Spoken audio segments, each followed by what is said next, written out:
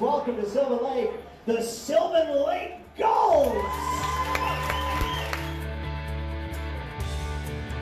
Without further delay, Gulls baseball fan, let's welcome the first ever coach in our history, Jason Chatwood.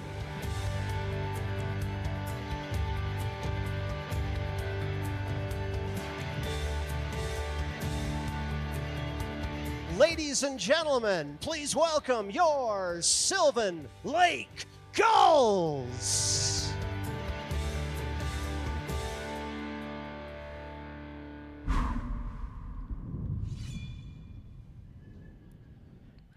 Flying high on a 3-game winning streak, the Sylvan Lake Gulls continue this long home stretch here at Gulls Field, looking to make it 4 in a row here at Pagato Park as the Brooks Bombers make their second straight visit to Sylvan Lake in 2 nights. Good evening, ladies and gentlemen. Welcome into the Gulls broadcast on FloCollege, brought to you by visitsylvanlake.ca. You got Jim Claggett. I'm Kale Clark. Always happy to have you tuning in for another showdown between these two teams, and last night was a wild one. It was a long one, but it was a wild one. The Sylvan Lake Gulls got off to the hottest start they have gotten off to all season long, with 7 straight runs in that first inning, and they kind of carried it all the way until a big rain delay, and that was in the 5th inning. And then after that, the Brooks Bombers found a little bit of life, clawed their way back into it, and their bats got going, making it a very interesting game, Jim. Yeah, that break cooled off the Gulls, but heated up the Brooks Bombers, especially their pitcher, who got rocked for 7 runs and then shut things down for the next 4. And it was like I wasn't even sure if he was coming back into the game, but sure enough, he did. So, again, one of those weird ones, again, another example of why these guys play 9 innings and not 4 and not 6. You never know what's going to happen from inning 1 to inning 9. And that was an example last night. It was great resiliency shown by the Brooks Bombers pitcher, as you mentioned, number 39, Cody Budd. I mean, talk about a response that he had, after, like you said, giving up a grand slam, 7 runs in the first inning. He shut the door after that all the way until other pitchers came in relief for him. And then after that, the Sylvan Lake Gulls finally found a little bit of traction. But speaking of resiliency, on the Sylvan Lake Gulls side of things, talk about Jacob Rochelle, the new pitcher. He comes in making his Sylvan Lake debut, and he absolutely has an answer to shut the door himself. We started calling him Thor off camera. Yeah. But we're gonna. I asked him about that. But you're right. He just said he felt comfortable. He felt really good. His arm was strong, and we saw that he's got a variety of pitches. And catcher Junior Garcia said, "I put a number down, and he threw it. It was that easy." Beautiful night for baseball here in Sylvan Lake, Alberta, and it's a gorgeous one. And this is our starting pitcher of the night on the mound for Sylvan Lake, and that is number 30, well known here in Central Alberta, Josh Tucker from Spokane, Washington. He goes to Spokane Falls Community College, and he is ready to go. I'm not going to lie, I talked to Josh earlier, and he said he thought he was going to get the start on Sunday, but so he got to start a couple days early, and so that's great to see him on the mound getting a chance against this Brooks Bombers team. And as we take a look at this Brooks Bombers lineup, we take a look at the top 3 hitters, and that's Ben Fischel, Troy Morrow, and Wyatt Ormondi getting the start to lead things off here at the plate. But pretty much the same lineup that we saw last night. A couple different changes. You see CJ Snowden stepping in that number 8 spot, and you also see Liam Kirsch in the number 6 spot, who's playing catcher tonight for the Brooks Bombers. So the Bombers looking to maybe have a little bit of a better start tonight and kind of finish, start the way they finished last night's game, I think, is if you're the Brooks Bombers, because the way they showed a little bit more fight near the middle to the halfway mark, late halfway mark of that game, is going to make or break for this game, I think. Well, and a good start for the Bombers, but a good start for this guy on the mound. Absolutely, yeah. Josh Tucker, and he was lights out when he first came up here a few years back, and then he had some arm issues and had to kind of change the way he was throwing the ball and change from a thrower to a pitcher. Then he sets a record for strikeouts in the league. Okay, fine. And then this year he's been off too, and he'll admit it, it's not been a good start to him for his season. So this could be not the litmus test, but it could be maybe a turnaround or maybe not. We don't know. We're hoping for him, obviously.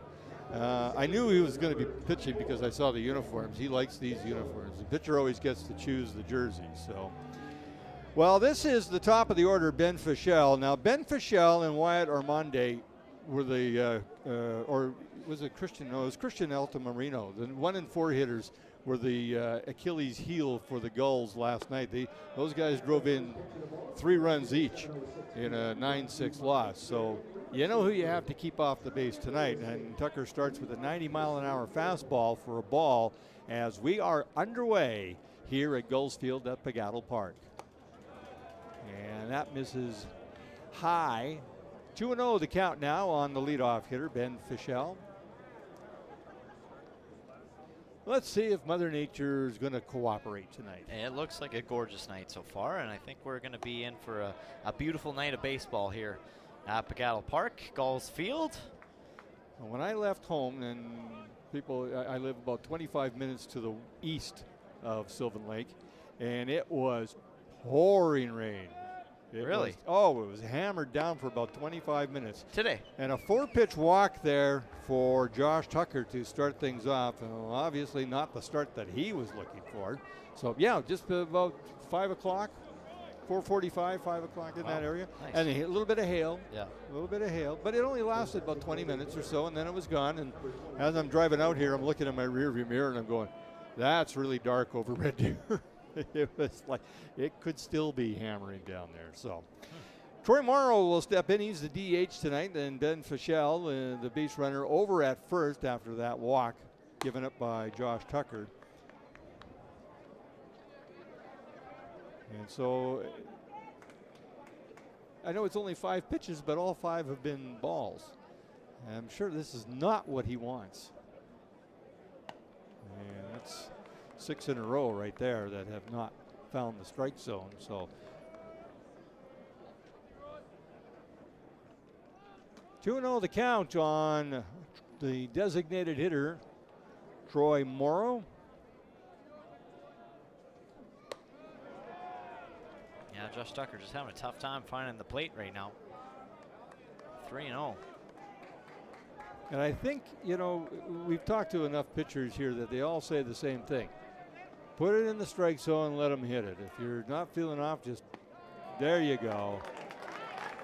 And that'll make him feel better. Yeah. Taking all the way was Troy Morrow, but he put that one right down the middle. So 3-1, the count now on Morrow. And he sends this out to left field. Matty Fung out there and tries to get it on the bounce. What a throw. Gets it back into the infield, but not before Ben Fischel makes his way over to third, and Troy Morrow gets himself, a single, but he went to second on the throw, so we'll give him a single. Okay. But it's a base hit, no matter what.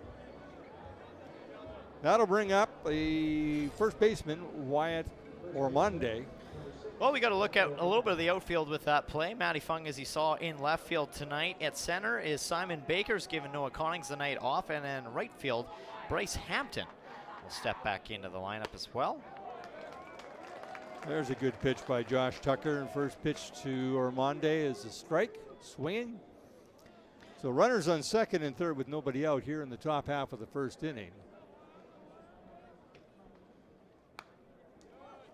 Right back against the screen, and Tucker is up 0-2 now. Let's take a look at the Gulls defense on the infield now as we bring things in. Matt Brandt over at third. You have Rowan O'Connor at shortstop. Jaden Flores at second. Bryce Turner will be playing first, and then behind the plate is number 15, Cam McLeod. And this is kind of the infield we've seen over the last few games, is it not? Yep. It seems to be the third base position is changing quite a bit. Yeah. I would say Rowan O'Connor has found himself pretty secure so far at shortstop. He hasn't moved a lot from there. No. And Flores has kind of found a home over at second, and then we've also seen Bryce Turner playing first a lot lately too. So the only infield changes might be the catchers and obviously the pitchers. And we have 3 good catchers that they can slot in there at any point. So 2-2 the count, or 3-2 I should say the count on Wyatt Ormonde. He's battled back from being down 0-2.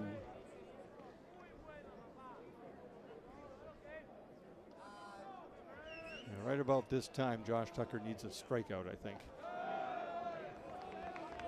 Instead, Ormonde draws the walk, and the bases are now loaded for the dangerous Christian Altamirano, who had 3 RBIs last night, and that will prompt a visit from pitching coach Matt Hape. Yeah, Altamirano had 3 hits with 3 RBIs and 4 at bats, so he went 3 for 4 at the plate last night. He's a dangerous man at the plate, so that's, I think, exactly why Matt Hape wants to make sure everybody's on the same page here with a heavy hitter coming to the plate. Another guy that had a night was Ben Fischel, 3 RBIs, 3 for 5 at the plate. Well, this is not how you want to start your game. I know. I'm probably going to say that a couple more times, and Josh Tucker is very aware of that, I'm sure. And Matt Hape is aware of that, and everybody else is. Sometimes you just can't find it. And unfortunately for Josh, this has kind of been a repeating story, so he's got something going on and he needs to work through it, and his teammates will be behind him 100%, I know. Yep. Christian Altamirano steps in with the bases loaded, and that first pitch is outside for a ball.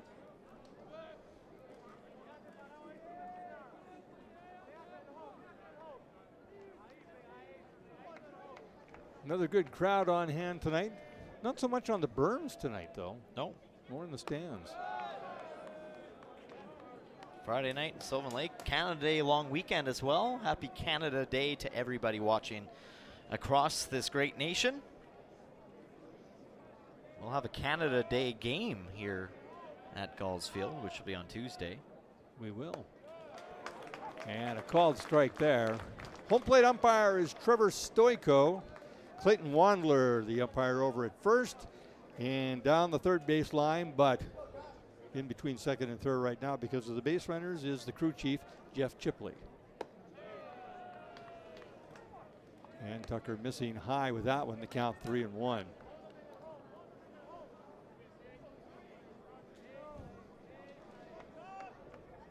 Bases loaded here in the top half of the first inning. The first 3 batters to face Josh Tucker have reached base safely, and now he has walked in the first run of the game as Josh Tucker's struggles continue on the mound.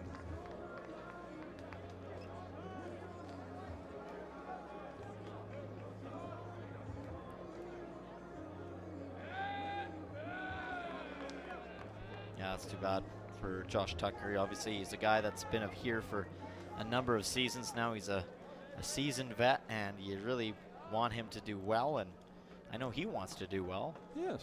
But I think it's, it doesn't, and I really don't want to say this, but taking a season off might have had a little bit of an impact on the slow start he's had this year. You know what? There might be something with that. I don't know. I mean, I'm not a coach. I don't know the mechanics of what he's doing. And this is sent into shallow right field. It's going to hop right in front of Bryce Hampton, and he has a strong arm, but not strong enough to catch Troy Morrow at home.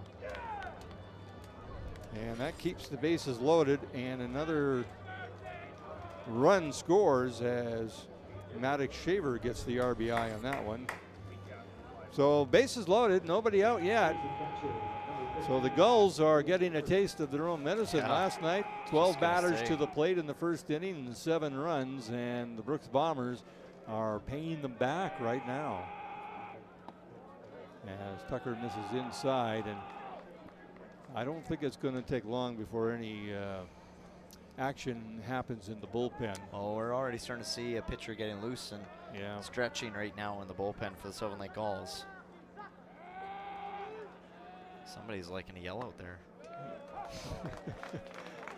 And the first pitch here to Liam Kirsch, the catcher for the Brooks Bombers, is a called strike.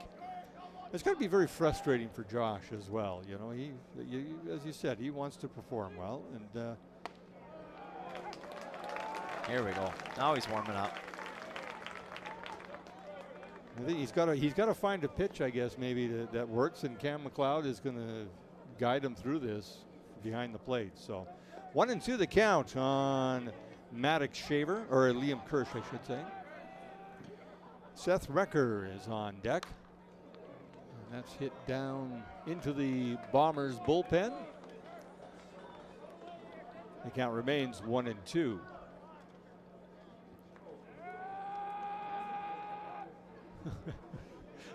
Somebody's having a lot of fun already out there. Can't tell if it's coming from the Bombers dugout or not, or if it's from the crowd, but I think it's coming from the dugout. yeah. Because we do have a microphone down Okay. near the dugout, so we That do would- pick up a little more sound down That would there. make sense. Very vocal team. Yeah. Well, I think after last night, you know, going down 7-0 and then making a game of it, coming back and still losing 9-6, they're probably figuring, okay, you know what? We're not out of it ever. Yeah. And why should you think that way, right? And here they're off to a good start. They've already got 2 runs in, and we still haven't got an out yet in 6 at-bats, or 5 at-bats for sure. And 1-2 the count on Liam Kirsch right now.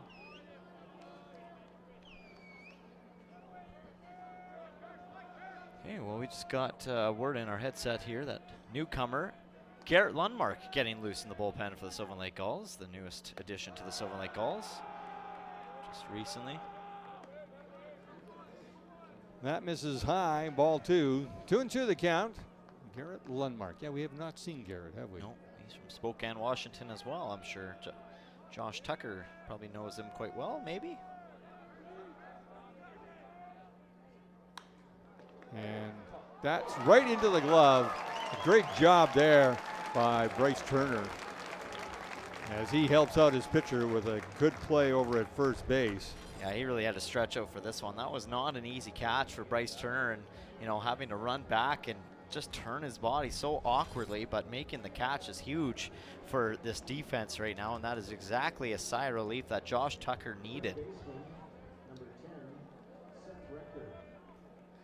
This will be the third baseman, number 10, Seth Recker, facing Josh Tucker. Bases loaded, 1 down, 2-0. Brooks leads here early.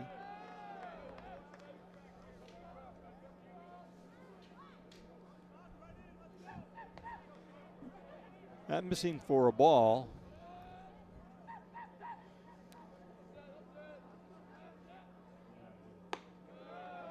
And that misses outside. Ball 2. So Seth Recker and then C.J. Snowden, the right fielder, is the batter on deck.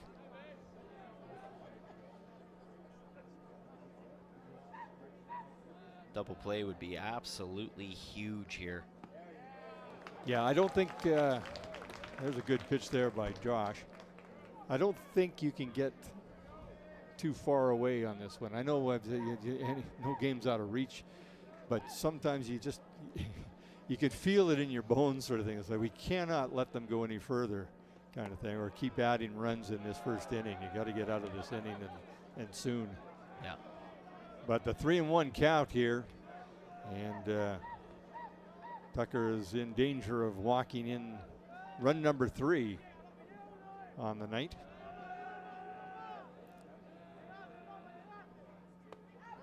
And a good pitch there as he fools Seth Recker with that off-speed pitch.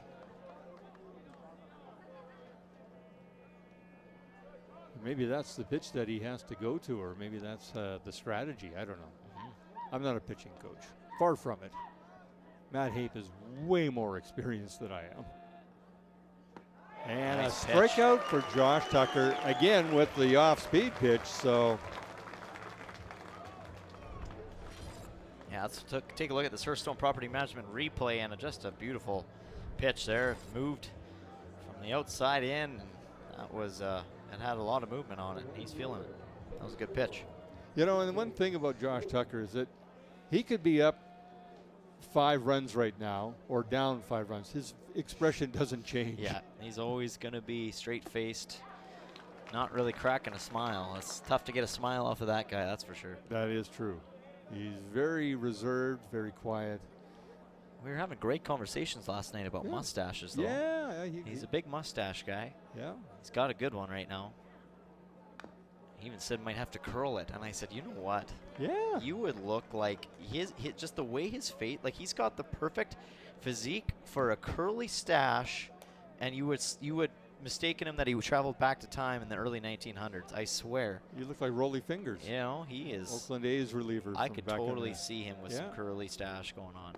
And he strikes out the last 2 batters. So a good battle back by Josh Tucker, who I'm sure is feeling a little better about himself, and his teammates have come out to say, hey, you know what, we got your back.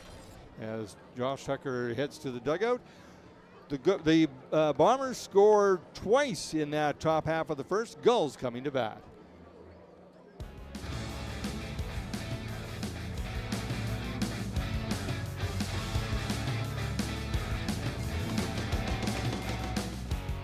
For more than 40 years, we've been there, helping Canadians find the extra space they need to grow and to create new memories.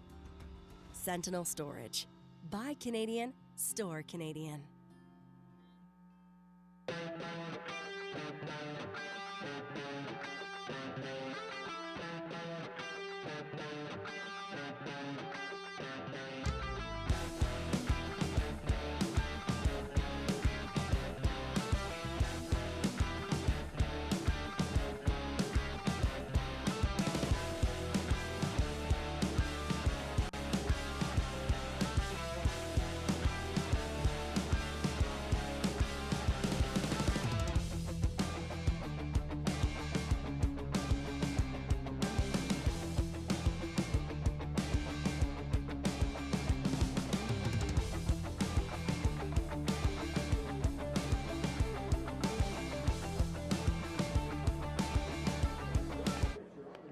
There's your starter tonight for the Brooks Bombers.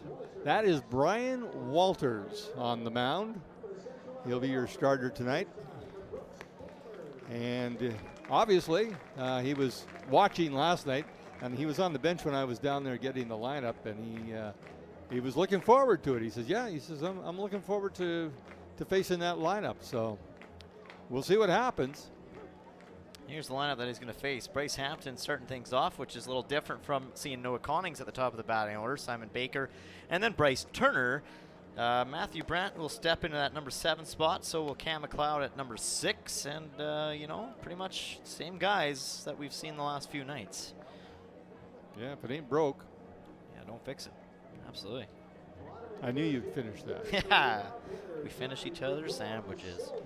No, we don't. Oh, okay. I'm on my own on that one. Sounds good. Good to know. Right. To know. Right fielder Bryce Hampton steps in. He made an outstanding catch in right field last night that really helped put the Gulls in the driver's seat for a win. In fact, I think that closed it out, because had that dropped, I think 2 more runs would have scored, and it would have been a 9-8 game at that point. So anyway, he fouls the first pitch off from Brian Walters, and Walters comes in with an off-speed pitch to go up 0-2 on the leadoff hitter. Simon Baker, Bryce Turner, the next 2 batters scheduled to face Brian Walters. And that's grounded down to third. Seth Recker up with it and over, and 1 down for the Sylvan Lake Gulls. Yeah, good routine play and great field there by Seth Recker to get over to Ormonde. I'll bring up Simon Baker, who can swing a bat. I mean, he was a little quiet last night, quiet. but he was good with the glove. He tracked down a couple out in center field after taking over from Noah Connings, who was a little sore, apparently. Yep. Yeah. That's what he thought. I said, what's wrong? He goes, everything. Okay. Well, if you think about it, Don't narrow it down. how much baseball these guys play, does I it know. surprise you that, Yeah. the whole the body just can take so much after a while? There's going to be aches and pains, no doubt. Absolutely. No doubt about it. Guys get beat up pretty good. 0-2 the count on Simon Baker. But you know, it takes someone to, you know, appreciate when they know that their body is telling them something too, to just take a break, you know, and to listen to your body every now and then is never a bad thing. And a strikeout for Brian Walters as he has Simon Baker way out in front of that one. That'll bring up the first baseman, Bryce Turner. Well, Bryce Turner last night went 1 for 5 at the plate. He had an RBI as well.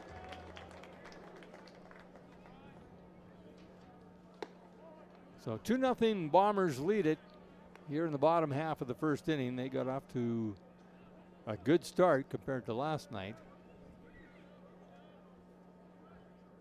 And they're looking to, on the offensive side, now they're looking to get off to a way better start here in the first inning than last night after giving up 7 runs. And that misses outside. 2-1 the count on Turner. Brock Tiarina, the designated hitter tonight for the Gulls, is on deck.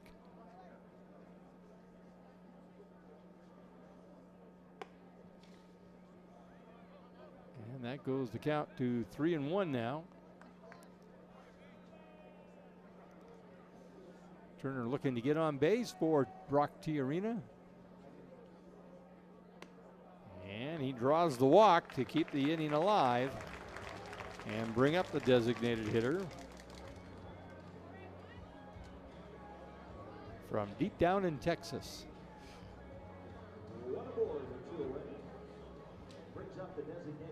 Yeah, Brock Tiarina had the night off last night, but the man that replaced him, and Jimmy Palchier, really got things off to a good start in that first inning as the DH. Good eye there by Tiarina as he watches that down low for ball 1. See if the night off maybe helped Yeah. Tiarina rest up that power in that arm. We know he can hit a ball. And he probably wants to get into one. Absolutely, it could be a good timing. Help his team out and help his pitcher Josh Tucker, who I'm sure is coming out for the second inning. Yeah, I would think so.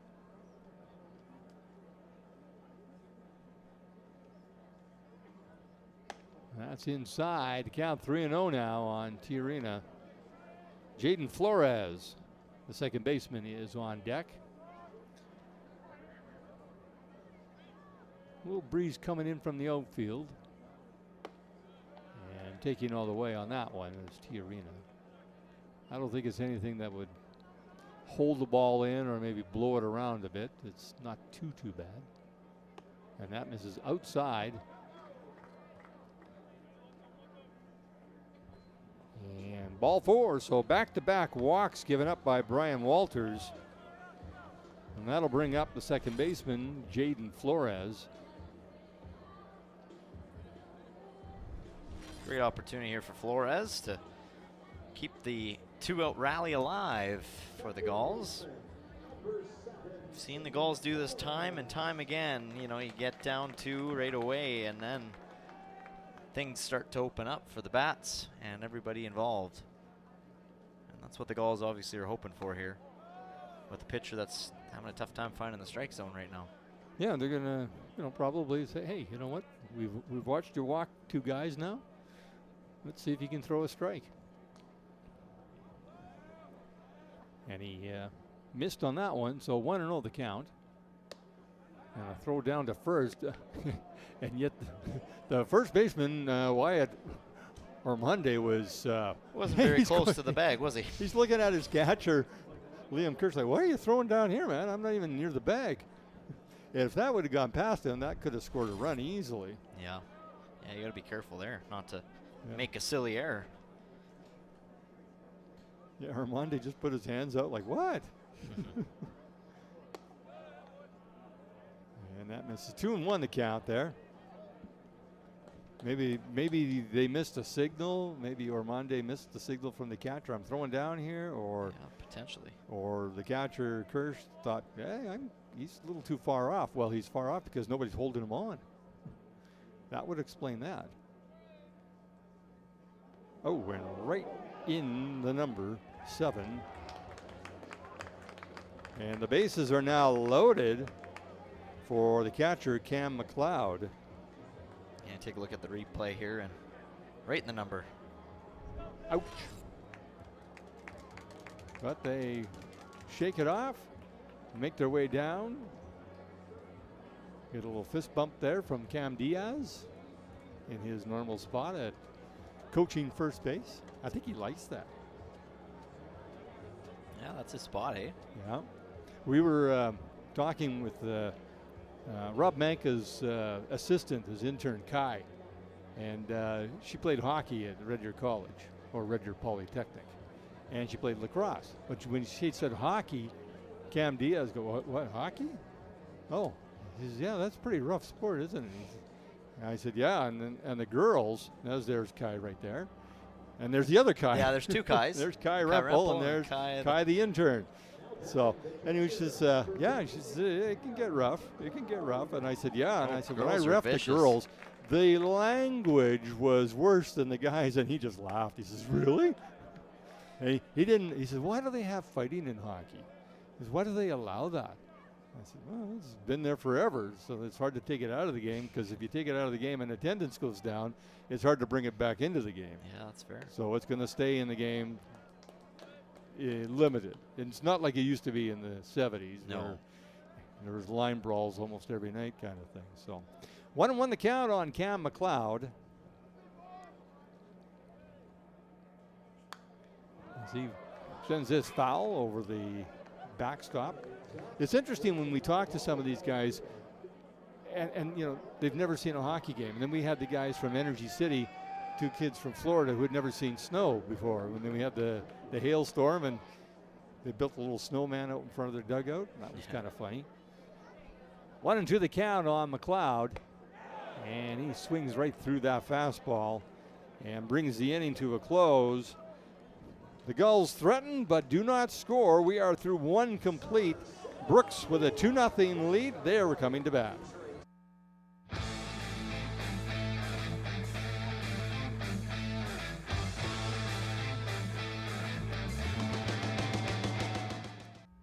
For more than 40 years, we've been there, helping Canadians find the extra space they need to grow and to create new memories. Sentinel Storage. Buy Canadian, store Canadian.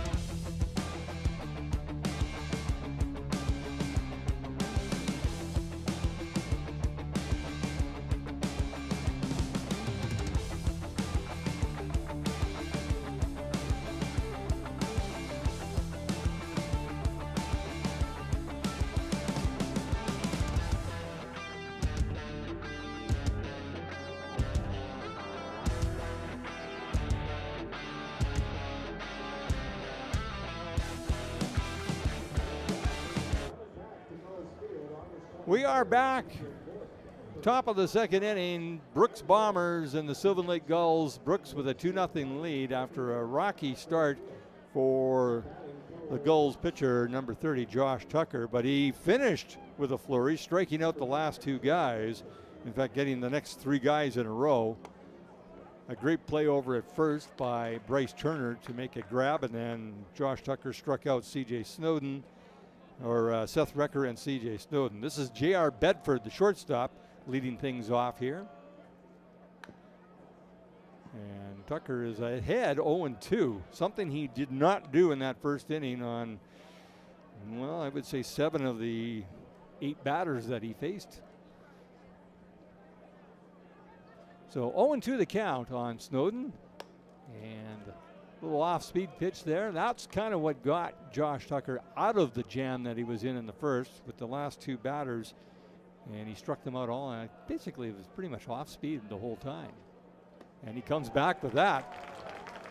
So maybe that's the pitch that they've decided that Cam McLeod and Josh Tucker said, okay, this is working.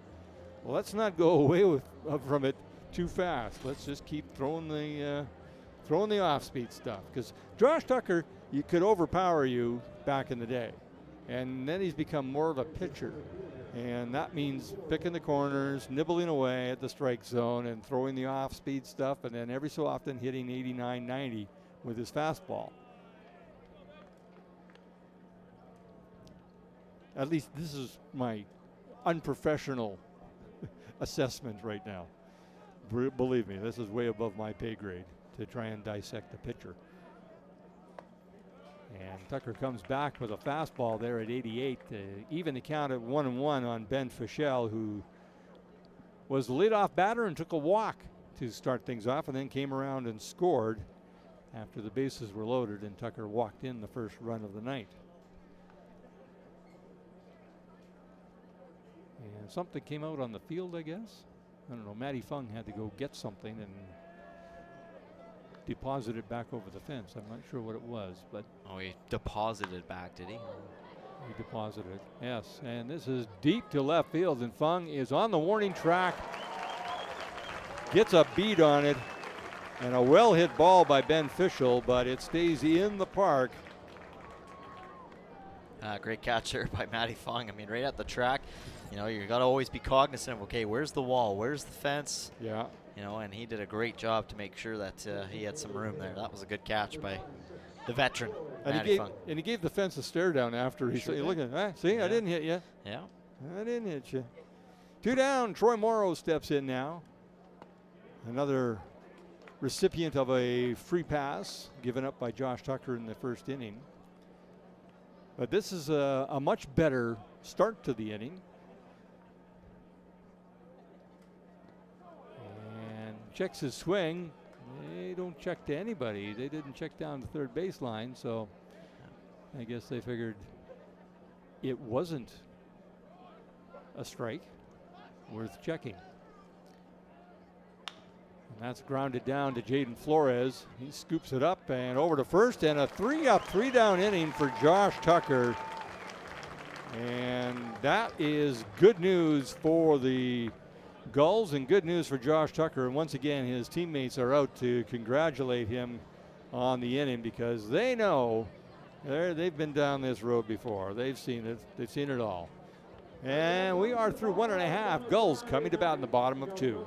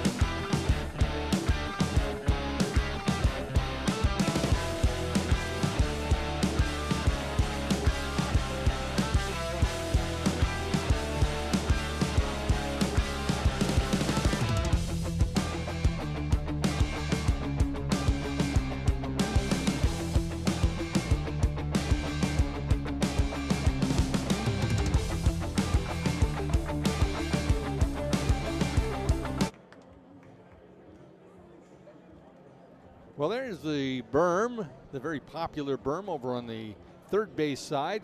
Not quite as many, about a third as many as last night, and kind of the same idea over on the right-hand side down the first base line behind the Brooks bench. Yeah.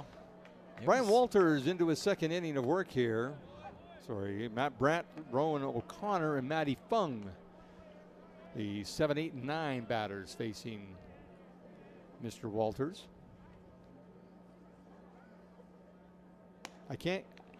I'll be honest, I can't get used to saying his name because I used to work with a guy in a newsroom named Brian Walters. Oh. And this that Brian Walters was not quite as athletic as this Brian Walters. I'll be honest. Not to put too fine a point on it, but I'm not saying, I'm just saying. You're saying, yeah. 1-2 the count on Matt Brandt, who keeps trying to get me out to the golf course. He played Alberta Springs the other day, and anybody that knows Alberta Springs knows the par 5 that runs around the driving range. It's a big, huge horseshoe. I hit a good drive on that today. He hit it over the trees. Yeah. Yeah. So that tells you what kind of game he has. Oh. And caught looking is Matt Brandt, as that is a called strike by home plate umpire Trevor Stoyko. Yeah, might have definitely favored the pitcher on that call, but Yeah, it is what it is. it is what it is, exactly, yeah. Rowan O'Connor steps in now, the shortstop, with a strong arm and a good bat as this goes into the gap, but the right fielder, C.J. Snowden, closes that gap quickly and gets his glove on the ball, and quickly there's 2 out. So a good swing there by O'Connor, but it just kind of hung up there, and Snowden easily got over there to make that catch. Well, you're talking about the crowd tonight, and yeah, I mean, it's a little later than last night, and you always wonder, it's the first night before a long weekend, right? So or of a long weekend, so you always wonder what that will do attendance-wise, but Sylvan Lake still showed up today. I mean, it's still a pretty good crowd in attendance here this evening, considering. This is not a bad place to spend a long weekend. Exactly, yeah. You got a lake. Yeah, where else would you want to be? And 2 ice cream shops. And a couple campgrounds in the area as Oh, well. yeah, there's more than a campgrounds, couple. yeah. You know. There's one that's just behind the ballpark here, in fact, that we're looking at right now as we speak. A little 1, 2, 3, 4, 5, 6, 7, 8, couple 9, 10, RVs 11, out 12, there. Look at about that. 15 Look at that. RVs Look out at that there. Ooh. absolute unit. That's a house. That's bigger than my on house. wheels. Matty Fung sends this right up the elevator shaft, and the catcher, Makes a good good job catch. by Liam Kirsch. As he had a little adventure there, but got the glove on it, and it stayed in the glove. So a 3-up, 3-down inning for Brian Walters and the Brooks Bombers. 2 complete in the books. 2-0 Brooks that come to bat.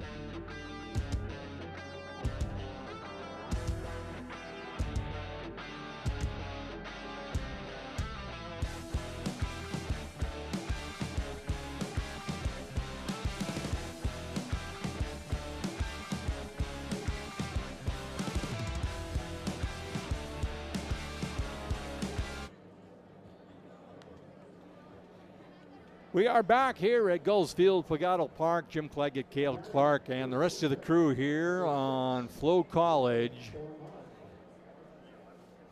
2 complete innings and a rocky start, as we mentioned, for the Gulls starter Josh Tucker, but he settled down near the end of that first inning and definitely through the second, as he starts here with Wyatt Ormonde with a strike on the outside corner to get this 3rd inning underway. Yeah, he settled in really nicely here so far, and that's popped up to shallow right field. And that's a pretty easy routine catch for Bryce Hampton. You know, if it goes to the right-hand side of the field, you can get away with, and Bryce has it. Yeah, exactly. Because it's either Hampton or Turner, depending on the depth of the ball. Yeah, it's pretty. That makes it easy for us, right? Exactly, yeah. Until we mix up the last name. Yeah. I told them that last night when the rain delay. I'm like, you know what? We love that you guys are playing on the same side of the field. It's just fun for Jim and I to try to determine, okay, which one? Turner, Hampton? It's over Bryce's head, but Someone- Bryce has it in There's his a glove. Bryce over there. There we go. Fouled off there by Christian Altamirano. They both thought it was funny. They shared a pretty good chuckle out of both of them. That's so, good. Yeah. Yeah. Well, and then you got a couple. You got at least 3 Noahs on the team. It's true. Yeah. Zankovic, Connings, and Bourgeois. But that Bourgeois, that Noah is that's Bob, Yeah, that's Bob. which we've now pulled the curtain back on the mystery of how did Bob get the nickname.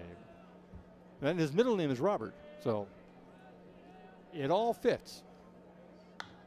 And this is sent out to Simon Baker, who takes 1 step to his left and settles underneath the ball.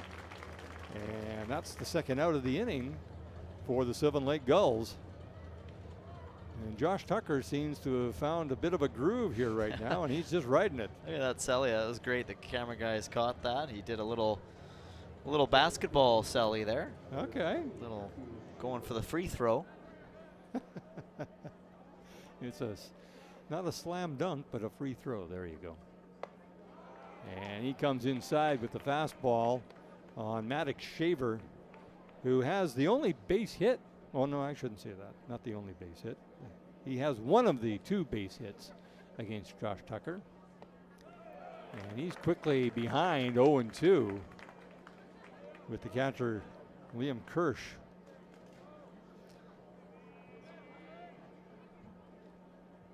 Now, they do have 2 hits up there, don't they? Oh, yeah. Troy Morrow got a base hit. That's right. And Maddox Shaver got the other one. Yep. I couldn't find it on my. These letters are so small for my old eyes. You're the one writing it. No, I'm not writing anything. You're not writing anything? No. I just. You're using the actual score. Well, I look, see, yeah. Yeah, I use the. I don't use that. I write it in my.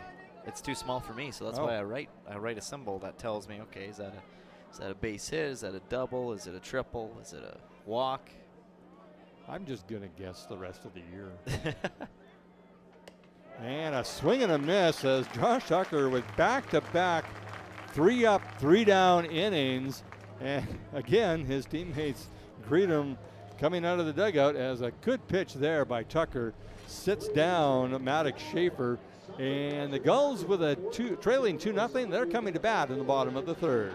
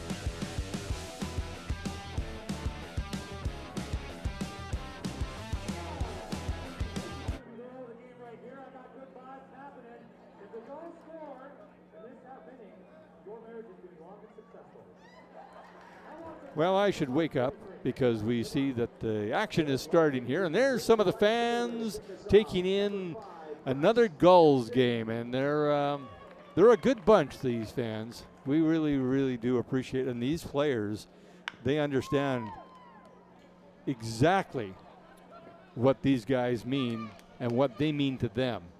And the fans, the players is reciprocal. Yeah, you know? it's It's very much so. They work off each other so well, don't they? I mean, the Yeah. players really work off the crowd works off the players.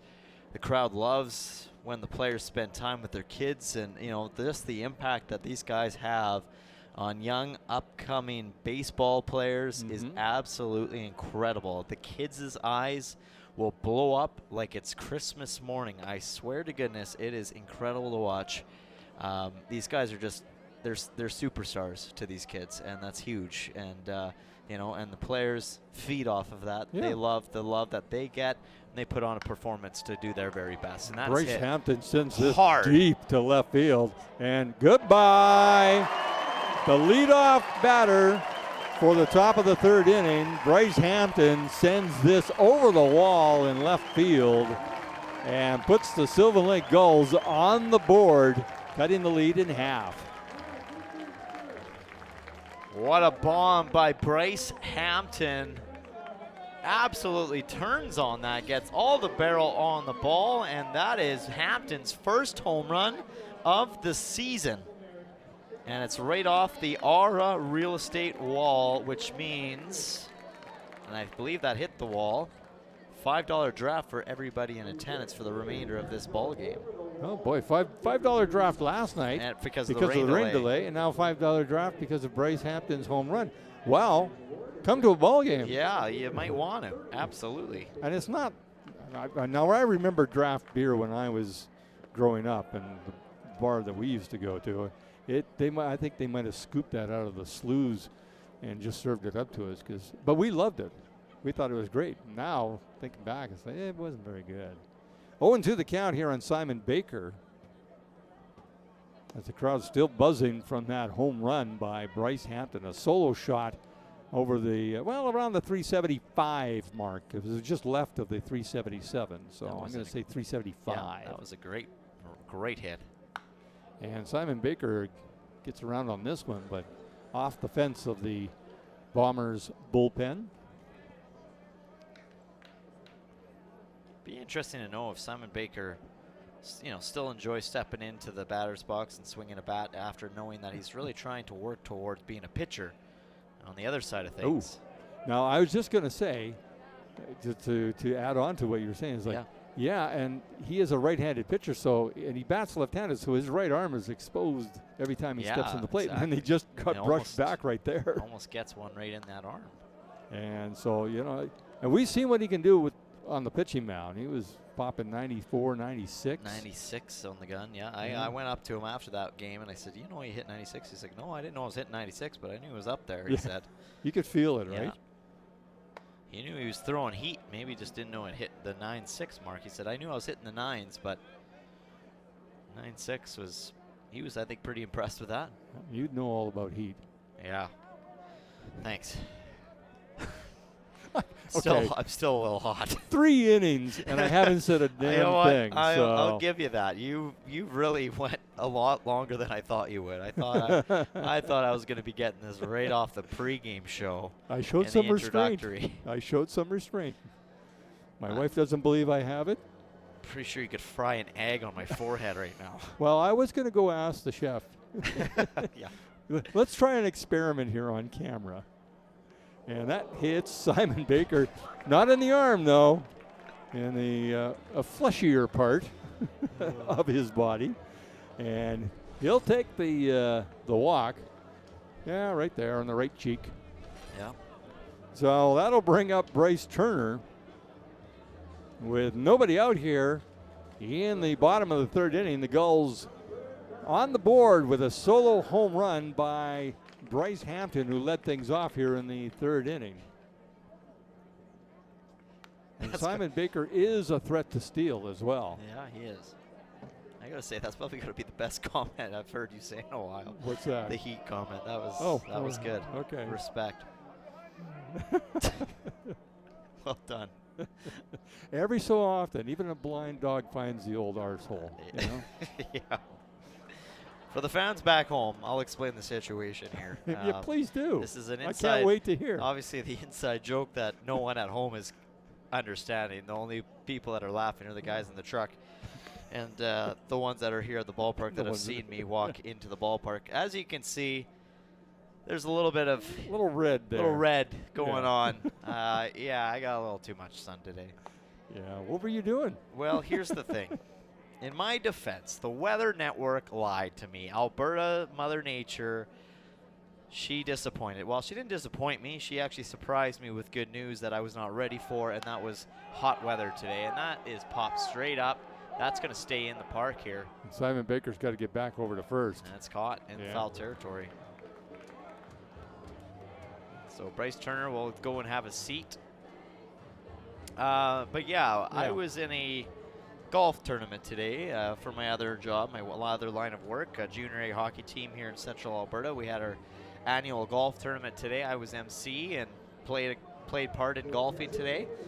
And the Weather Network was showing rain, 70% chance of rain, cloud, and a high of 20 degrees. Still pretty warm, but cloud and 70% chance of rain. So what did I do? Well, I even thought to myself this morning, looking in the mirror at myself, I don't need sunscreen today. It's not going to be sunny. It's going to be cloudy. It's going to be rainy. So I'm going to put pants on too. I'm not wearing shorts. That's not even a question. I'm putting pants on, golf shirt. That is hit nicely into left field, but settling underneath of it is Altamirano as he gets there in time for the second out. And turns out Mother Nature turned into being an absolute scorcher of a day. And Kale got a little crispy, a little well done, if you know what I mean. So, you know, in golf, in golf, it's good to be in red numbers. And I think your red number on your forehead is about 28C. Yeah. And that's ripped out into left field, but Altamirano does not have to move. He makes back-to-back catches out in left field, but he couldn't catch the one that went over his head and over the fence. That was from Bryce Hampton. 2-1 Gulls trail after 3. Brooks coming to bat.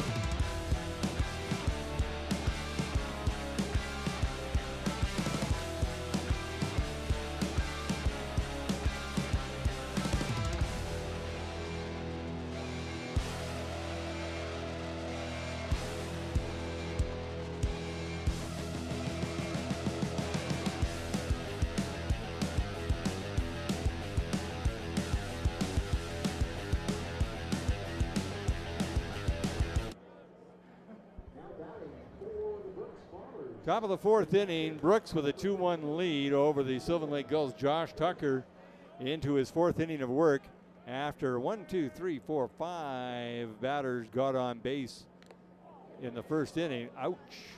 Yeah, that got the umpire. Yeah, Trevor Stoico took that one off the arm, I think. Yeah, let's watch this Hearthstone Property Management replay here. And off the side of the mask. I think it might have got him a maybe little on off the collarbone? shoulder, the collarbone. Yeah. Ouch. Yeah, and he's just gonna take his time, get some balls, have a chat with Chatwood. Yeah, coach comes out delivering sure the he's doing baseballs. okay. Not something that he does all the time, but he came out to probably just say, "Hey, Yeah. you know." And Rob Manko how was you there doing? too. Rob was kind of inching his way out of the dugout just in case Yeah. he had to look at him. But looks like he'll be okay. He's gonna shrug it off, and off we go. The catcher Liam Kirsch is behind. Well, the count is even now, 1-1. So you've got a wedding tomorrow. I was is just that gonna correct? say to finish my story. Yeah, That's the unfortunate thing about my sweet burn that I got on my face today is that look real good in the photos. This is sky high into the infield. Oh, well, he's got Cam McLeod. Now, that was an adventure because usually the catcher throws his mask or his helmet or both way away from where he's going to, and he just kind of dropped him right there, and he almost stepped right on his mask and his helmet. Yikes. So, but he made the catch. He stuck with it. Sure did. And made the catch. Adventurous as it was, he got the job done. Yeah. So you won't be in any pictures? I might stay away from the camera tomorrow. Yeah. Okay. I probably shouldn't even be on this camera right now. I probably shouldn't be here right now, honestly. Is there a doctor in the house? Yeah. Rob Manka, do you got lotion? So who? Do you know who the MC is of the? I do not actually for tomorrow. No, I don't. Okay, because I was going to say I'll give me his number. I'll text him and I can throw him a few Throw things. him a couple liners to throw Just, a guest. Things that he can do, you know. Yeah, exactly. You got a guest there that you can pick on. Yeah, we can. Single out there to right field, by the way, by Seth Recker. He could set up a game, for who gets to eat first. I mean, the table, obviously, the wedding party gets to eat first. Yeah. So then you got to choose a table. Right. So he could say, okay, we're going to do a take on where is Waldo. We're going to say, where is Larry the Lobster? If you can find him, your table gets to up. Yeah. Is that okay? Can I point to myself and? Yeah, you could just wave. Hey, I'm right here, and your table wins. I do that for a quick early dinner. Absolutely. There if you I get go. my plate first, why not? I do that. Sorry, I'm going to milk this cow until it's dry. Let's just say my girlfriend, she might not be too pleased with me. No, she hasn't seen you yet. Nope. Oh boy. Okay, you gotta take a selfie and send it to her. I want to see the I comments. came straight from the golf tournament right to here. I barely That's got right, here in yeah. time before the first pitch, but Well, I'm glad you did come through. she even texted me. She's like, "What? You didn't wear sunscreen?" I'm like, "Well, no. The weather was not saying it was supposed to be this nice." Well, you know that ultraviolet light can come through clouds, I know it can, right? yeah, but Okay. I wasn't reading the UV Ooh, ratings or whatever you call it. that foul ball zipped right into the dugout there, and may have got somebody or something. They're just kind of looking around going, there's some damage there of something. Maybe somebody's drink got knocked over. Simon Baker is going to have to track this one down, but he cannot, even with his speed, as that goes one hop off the wall, and he gets the ball in quickly as Recker gets all the way to third, and C.J. Snowden with a stand-up double. The Bombers got something going here in the fourth inning, with runners on second and third now with one down. And the shortstop, J.R. Bedford, comes in. Yeah, wow. That was a really well-hit ball by C.J. Snowden. It was. Well, another inning of adversity facing the Sylvan Lake Gulls and Josh Tucker. And they are continuing to warm up number 17, Garrett Lundmark, who I would expect to come into this game pretty soon. So now in the publishing world, you would have been edited, because red marks always mean something has been taken out. So you've been taken out. I've been taken out, Yeah. punished. And Mother Nature edited you. And you know what's funny? My girlfriend literally just texted me saying you can get sunburnt in overcast. So exactly really? what you just said. Yeah. She's a smart girl. I guess I'm a silly goose. Yeah, well. Silly goose. It is what it is. I won't make that mistake again. I will say this. I will wear sunscreen, and I have used to wear sunscreen in the wintertime because it's good for your skin. And I used to have, like with acne and anything like that, it's actually good. It protects it even from being on a phone or looking at a computer or anything like that. Sunscreen's supposed to be good for you to protect yourself from any of those kind of lights. So, and I didn't know that. So the one time that I decide not to wear sunscreen, it bites me a little bit for sure, because usually I'm pretty good about wearing sunscreen. Ladies and gentlemen, this health tip brought to you by Red Lobster. Yeah, brought to you by Red Lobster. Lobster, don't try it. This lobster, anyways. Don't recommend. 1-2 the count on J.R. Bedford. Okay. Oh, boy. This has been almost a full inning. Yeah, so all right. maybe I'll just kind of Let the sleeping dog lie. Until later. It'll come back. I know it will. Is that an Irish Shepherd? Red fur. And a strikeout there by Josh Tucker for the second out of the inning, as he's got base runners on second and third, and he comes back and ties up J.R. Bedford with a pitch inside. And Matt Hape is making a trip over to the mound, and I think that might be the end of the night for Josh Tucker. Yeah, ended on a good note. I like that. That Matt Hape comes over, shakes his hand, and brings Josh Tucker out of the game. Probably making him feel a little bit better coming out of the game after, doing some good work with a strikeout rather than having, a bunch of hits go against him. So that's great to see. We'll see Garrett Lundmark come out on the mound. We'll take a break. We'll be back with more Gulls baseball right here on FloCollege.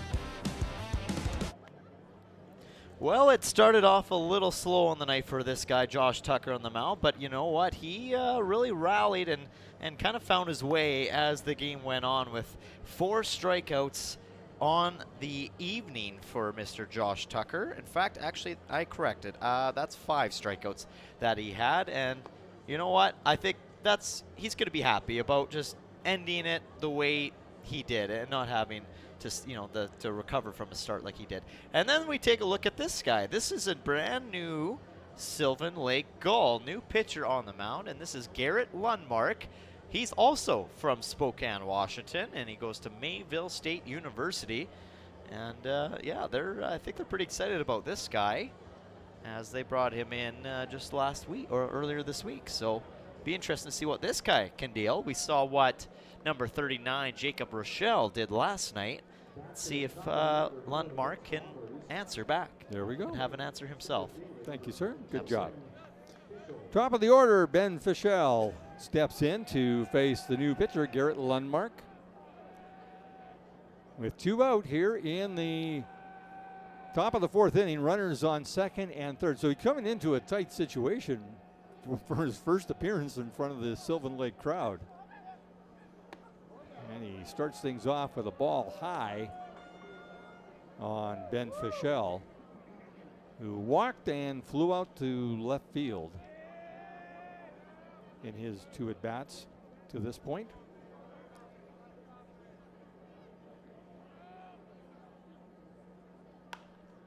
And this is squibbed down the first base line, and Bryce Turner scoops it up. So 2 pitches for the new pitcher, Lundmark, and he gets the out and keeps the score 2-1 Brooks as the Gulls come to bat.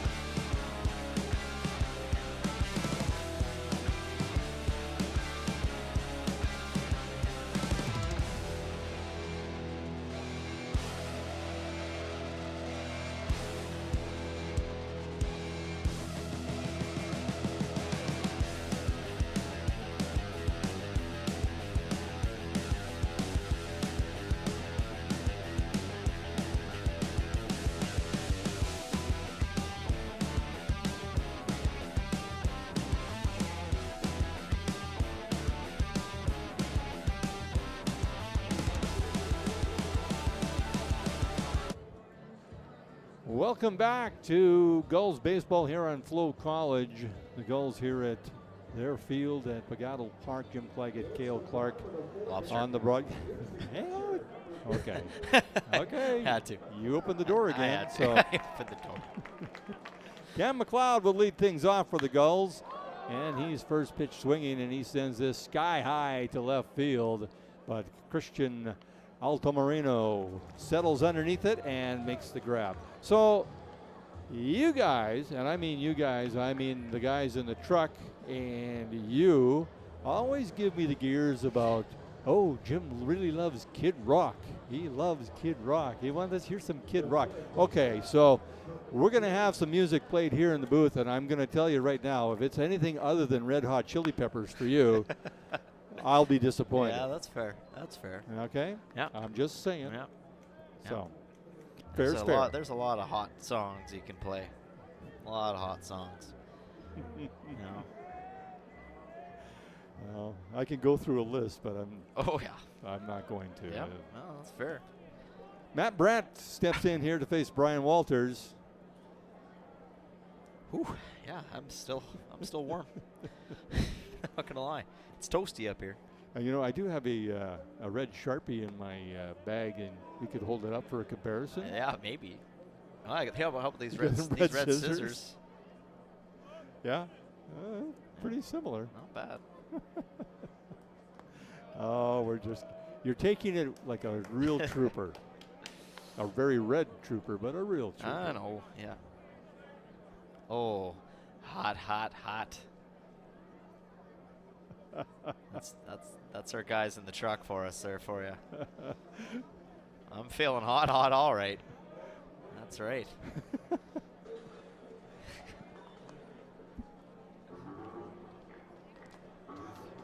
Andale. Oh boy. You can tell this is the fourth game in a row Yeah. for this crew. I like it. Good job. We got the hot, hot, hot. And the hot, hot strikeout there for Matt Brandt. Nice Segue? connection. Yeah, Nice there segue. Yeah, that was good. Rowan O'Connor will step in, 2 down here in the bottom of the 4th inning.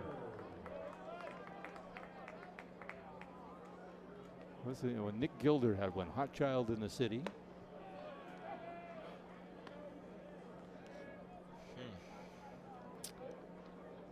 Google hot songs. It's funny. I'm actually blanking on some right now. I Oh, feel are like you? there's a lot, but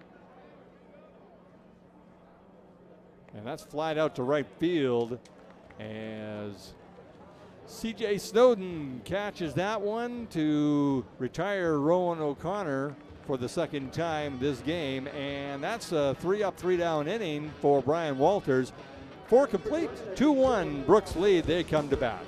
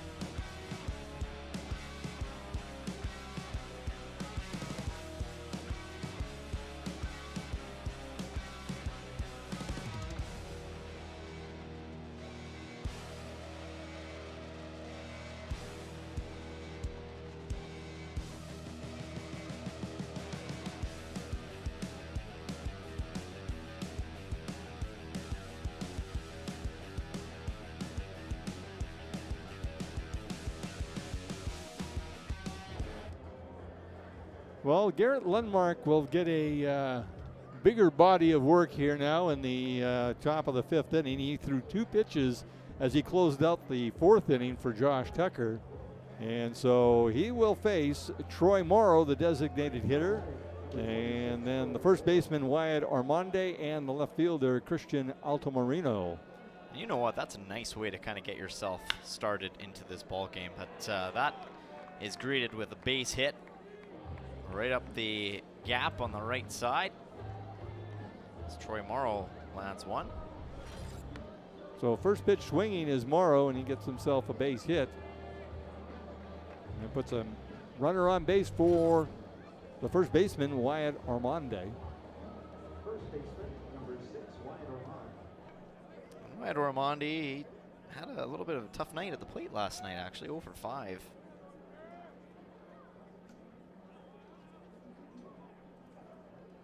Well, the guys in front of him and the guy behind him Yeah, were, they were red they hot. did the damage.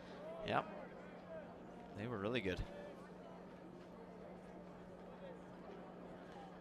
Called strike there on Armande to start things off, and Lindmark going to throw down there by Cam McLeod. We know Cam likes to throw. Yep, and he's got a good arm for it, obviously. And unlike his counterpart in the Brooks dugout, he waited for the first baseman to be there. Just kidding. Just kidding. They got their signals crossed. I get it. He didn't just throw it down there hoping that the guy would get there. He just made a mistake. That's all. We're human. Yeah. We all make mistakes. It's like not putting sunscreen on. You know, it happens.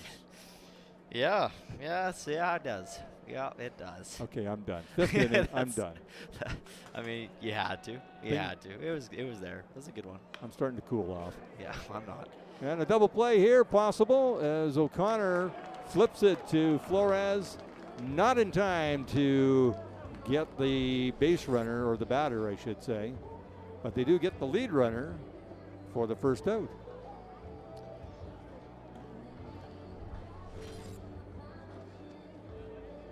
That'll lead up Christian Altamirano, who had that walk back in the first. That was an RBI for him.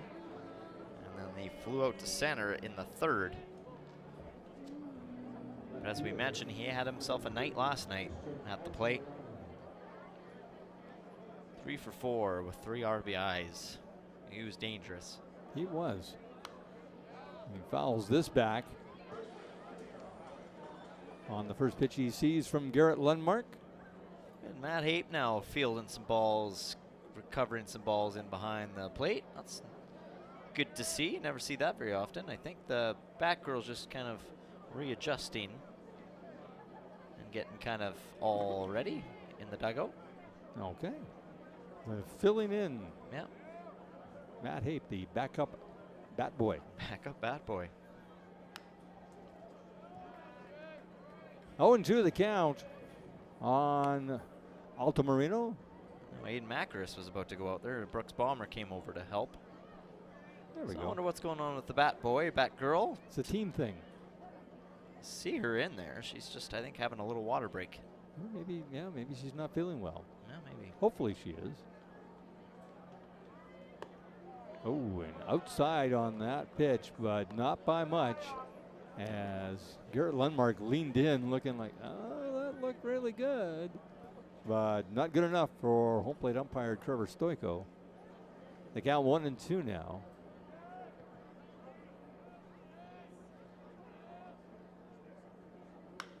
And that's lifted out into left field. Matty Fung gets on his horse and makes the grab in shallow left field. One of those balls that's just kind of tailing away from Matty towards left center. And he stuck with it and tracked it down. Yeah, he got on his horse a little bit there and charged underneath of it. A good catch there by Mr. Fung himself. Maddox Shaver steps in to face Garrett Lundmark. He struck out his last at bat, and that was against Josh Tucker. And he got a base hit back in the first inning, once again against the starter tonight, Josh Tucker. 2-1 Brooks over the Sylvan Lake Gulls. Did you see the score of the the Okotoks Lethbridge game last night? I thought it was a misprint. I don't remember seeing the final score. I remember seeing halfway through, and the Okotoks Dogs were really up on the Dogs at one point. It was 24-2. You're kidding. I kid you not, unless I misread that. But I looked at it. 24 runs? Yikes. And Holy that's smokes. against the top team in the West. Yeah. I mean, now Okotoks, I guess, would be the top team in the West, I believe. That's one way to move into first place. That's one way to do it. Crush the Bulls. Absolutely, wow. Well, and now baseball's funny because now you look at it. I mean, it's still lots of baseball left, but bottom of fourth inning, Weyburn Beavers are up on Okotoks 4-2. 4-2. But it's only 4-2. But again, you come from a 24 but you're right, against the top team, and then you're now losing to one of the more weaker teams, if you will. But again, we were talking to Sylvan Lake. Weyburn's not that weak of a team this year. Nope. So that's grounded to Rowan O'Connor. He makes the flip over to Flores, and the Gulls get themselves out of this inning, putting up another goose egg on the Bombers scoreboard. It's still 2-1 Bombers lead it when we come to the bottom half of the fifth.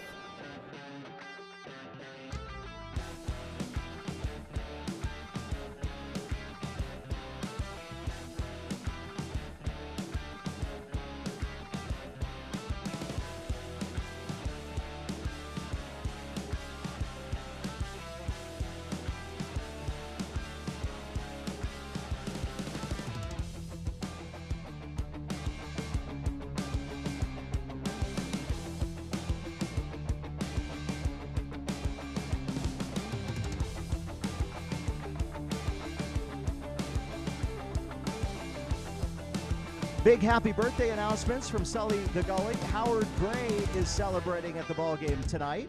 Another happy birthday announcement to Violet. Oh, hang on. Wait, where's Waldo? Hey, Joe, I'm down here on the bird.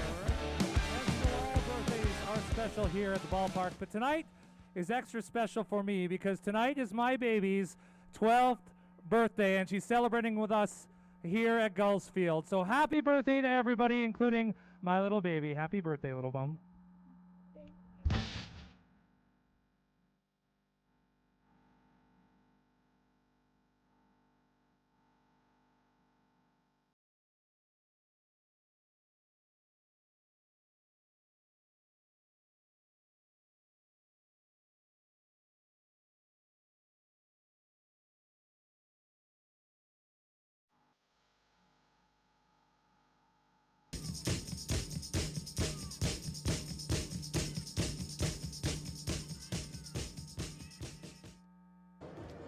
Welcome back to Gulls Field. Matty Fung will step up to the plate, and pitching towards him is still number 7, Brian Walters. In that break, we just had some birthday announcements and some retirement announcements. And, That's right. I got to give a shout out to Sharon, our score lady, the lady that runs the Jumbotron. She's celebrating her retirement today, her last day of work, as Matty Fung grounds this to Shaver, and he'll get it over to Armandi in time for the first out. It's always nice to put a cap on a career. You know what I mean? Oh, no, you don't. Yeah, well, Sorry, I wish. I don't know what you mean, but I wish. I look forward to that day. No, I'm just speaking off the cuff, so to speak. This brings up the home run hitter, Bryce Hampton, who launched it over the left field wall to put the only run on the board for the Sylvan Lake Gulls at this point. Back in the third inning, he led things off with a home run.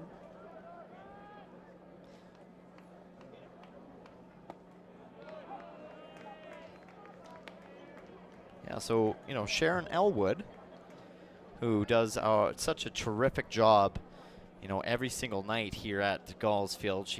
I believe she runs the Jumbotron. I could be wrong. Her and her husband, Dave Elwood, both do the scoring, the official scoring for these ball games. And Sharon is got her whole little booth all decorated next door to us, and she is officially retired from teaching as of today. Oh, so she was a teacher. She was a teacher. So wow. that 30 years she said she was teaching. She so lasted 30 years. 30 years in teaching. front of kids. That's incredible. That is well done. Big kudos to Sharon. I know she probably can't hear us right now, but if anybody's over there can hear us, please wish her a happy retirement from the broadcast crew and everybody here at the Sylvan Lake Gulls.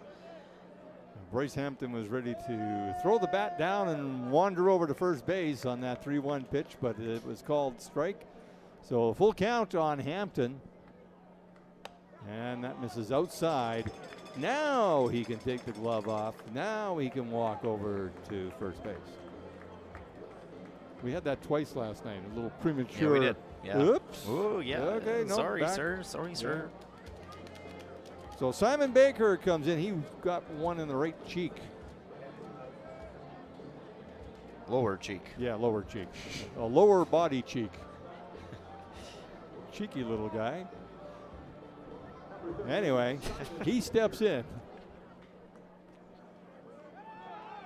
And not even a throw down there by Liam Kirsch, as Bryce Hampton got quite the jump on that one and just took right off and stole himself a base. And now we've got a runner in scoring position with a dangerous bat at the plate.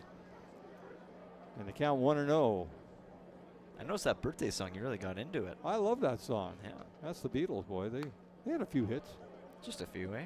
I think there was one point, and I don't remember what year, but they had 4, maybe even 5 songs in the top 15 on the charts at one point. It's Well, like that nobody does that anymore. Didn't they have like a #1 on the charts for like a couple weeks or a few weeks, and and it was literally just recently broken for the first time since they did that. Oh, okay. From somebody else with a #1 song, and I can't remember if it was Taylor Swift or who it was that broke it, but I subtly remember something along those lines. If they had held a certain position in the charts with a song, Okay. and it lasted for several weeks. Yeah, you know, and back then, it was hard to get a song that had legs to continue at #1 because so many good artists were coming over, especially the British invasion. It was like, oh, wait, we like this one now. We like this one now. So that shows the longevity of the Beatles. I got a great Beatles story. I might have told this before, but. Well, I know I've told my Beatles story in Hawaii. Six songs in the top 15. 1964 was that, Calvin? April 11th, 64. There you go. 6 songs in the top 15. Wow. Nobody's ever going to do that. No, that's wild. And 5 were in the top 10. Look at that. That's crazy. So. That is absolutely crazy. So here's my Beatles song as Simon Baker takes a walk, or my Beatles story. I can't remember what show it was, but they were doing an interview with John Lennon. And they asked John Lennon about Ringo Starr, the drummer. And they said, what do you think of Ringo as a drummer? He's pretty good. He says, well, Ringo's a nice dude, but he's not the best drummer in Europe. He's not even the best drummer in the Beatles. That's like, well, there's respect. Oh, wow. Oh, wow. Hey? And he said that jokingly. Yeah. Because Ringo wasn't exactly, I'm trying to think of, John Bonham from Led Zeppelin or Keith Moon from The Who. He wasn't as dramatic, or Neil Peart from Rush, a little Canadian content. He was more of I'm in the background and I'm just playing and I'm smiling and I'm going to outlive all of you. And he does. So far, he's only got one more to beat. So yeah, that's Paul McCartney. Yeah. And a swing and a miss there by Bryce Turner. The count 0-2 on that 69 mile an hour or whatever that was. Slow curveball. Runners on first and second here. 2-1. Brooks leads here in the bottom of the 5th inning. And this is sky high. Over towards the bullpen, and nope. Just out of play. Just out of play. Well, here's an opportunity that the Sylvan Lake Gulls really need. I mean, they got a guy in scoring position, only 1 away. This is a great opportunity. Take advantage. Get a base hit. Load the bases, or even if you can drive in a run, tie this ball game up. I mean, the Brooks Bombers are doing a pretty good job so far of holding on to this 1-run lead. They are. And a double steal here and a hit and run and everything else is going. And this is all going to work out in some respects. But Seth Recker had to fight himself to get that ball He knocked it down, and with a base runner bearing down on top of him. Watch this, folks. This is great. Lots of action going on here. And it's just too bad for Bryce Turner. I think he just couldn't quite get the wheels enough to get there in time. Otherwise, that would have been a huge play to load the bases and still only have one away. However, there is people in scoring position, 2 runners. And this is Brock Tiarina, who, what did he do last time? He flew out the left field and he took a walk back in the first inning. So a base hit here, probably scores 2, definitely scores 1. And it's right up the middle, and a good scoop, but a bad throw by J.R. Bedford. As Brock Tiarina drives in a pair for the Sylvan Lake Gulls, who now take the lead over the Brooks Bombers. And I'm fortunate now, I'm going to see, because Tiarina can run, but J.R. Bedford had lots of time. He did. Like, he had lots of time to make that throw, and he just got it out of his glove real fast.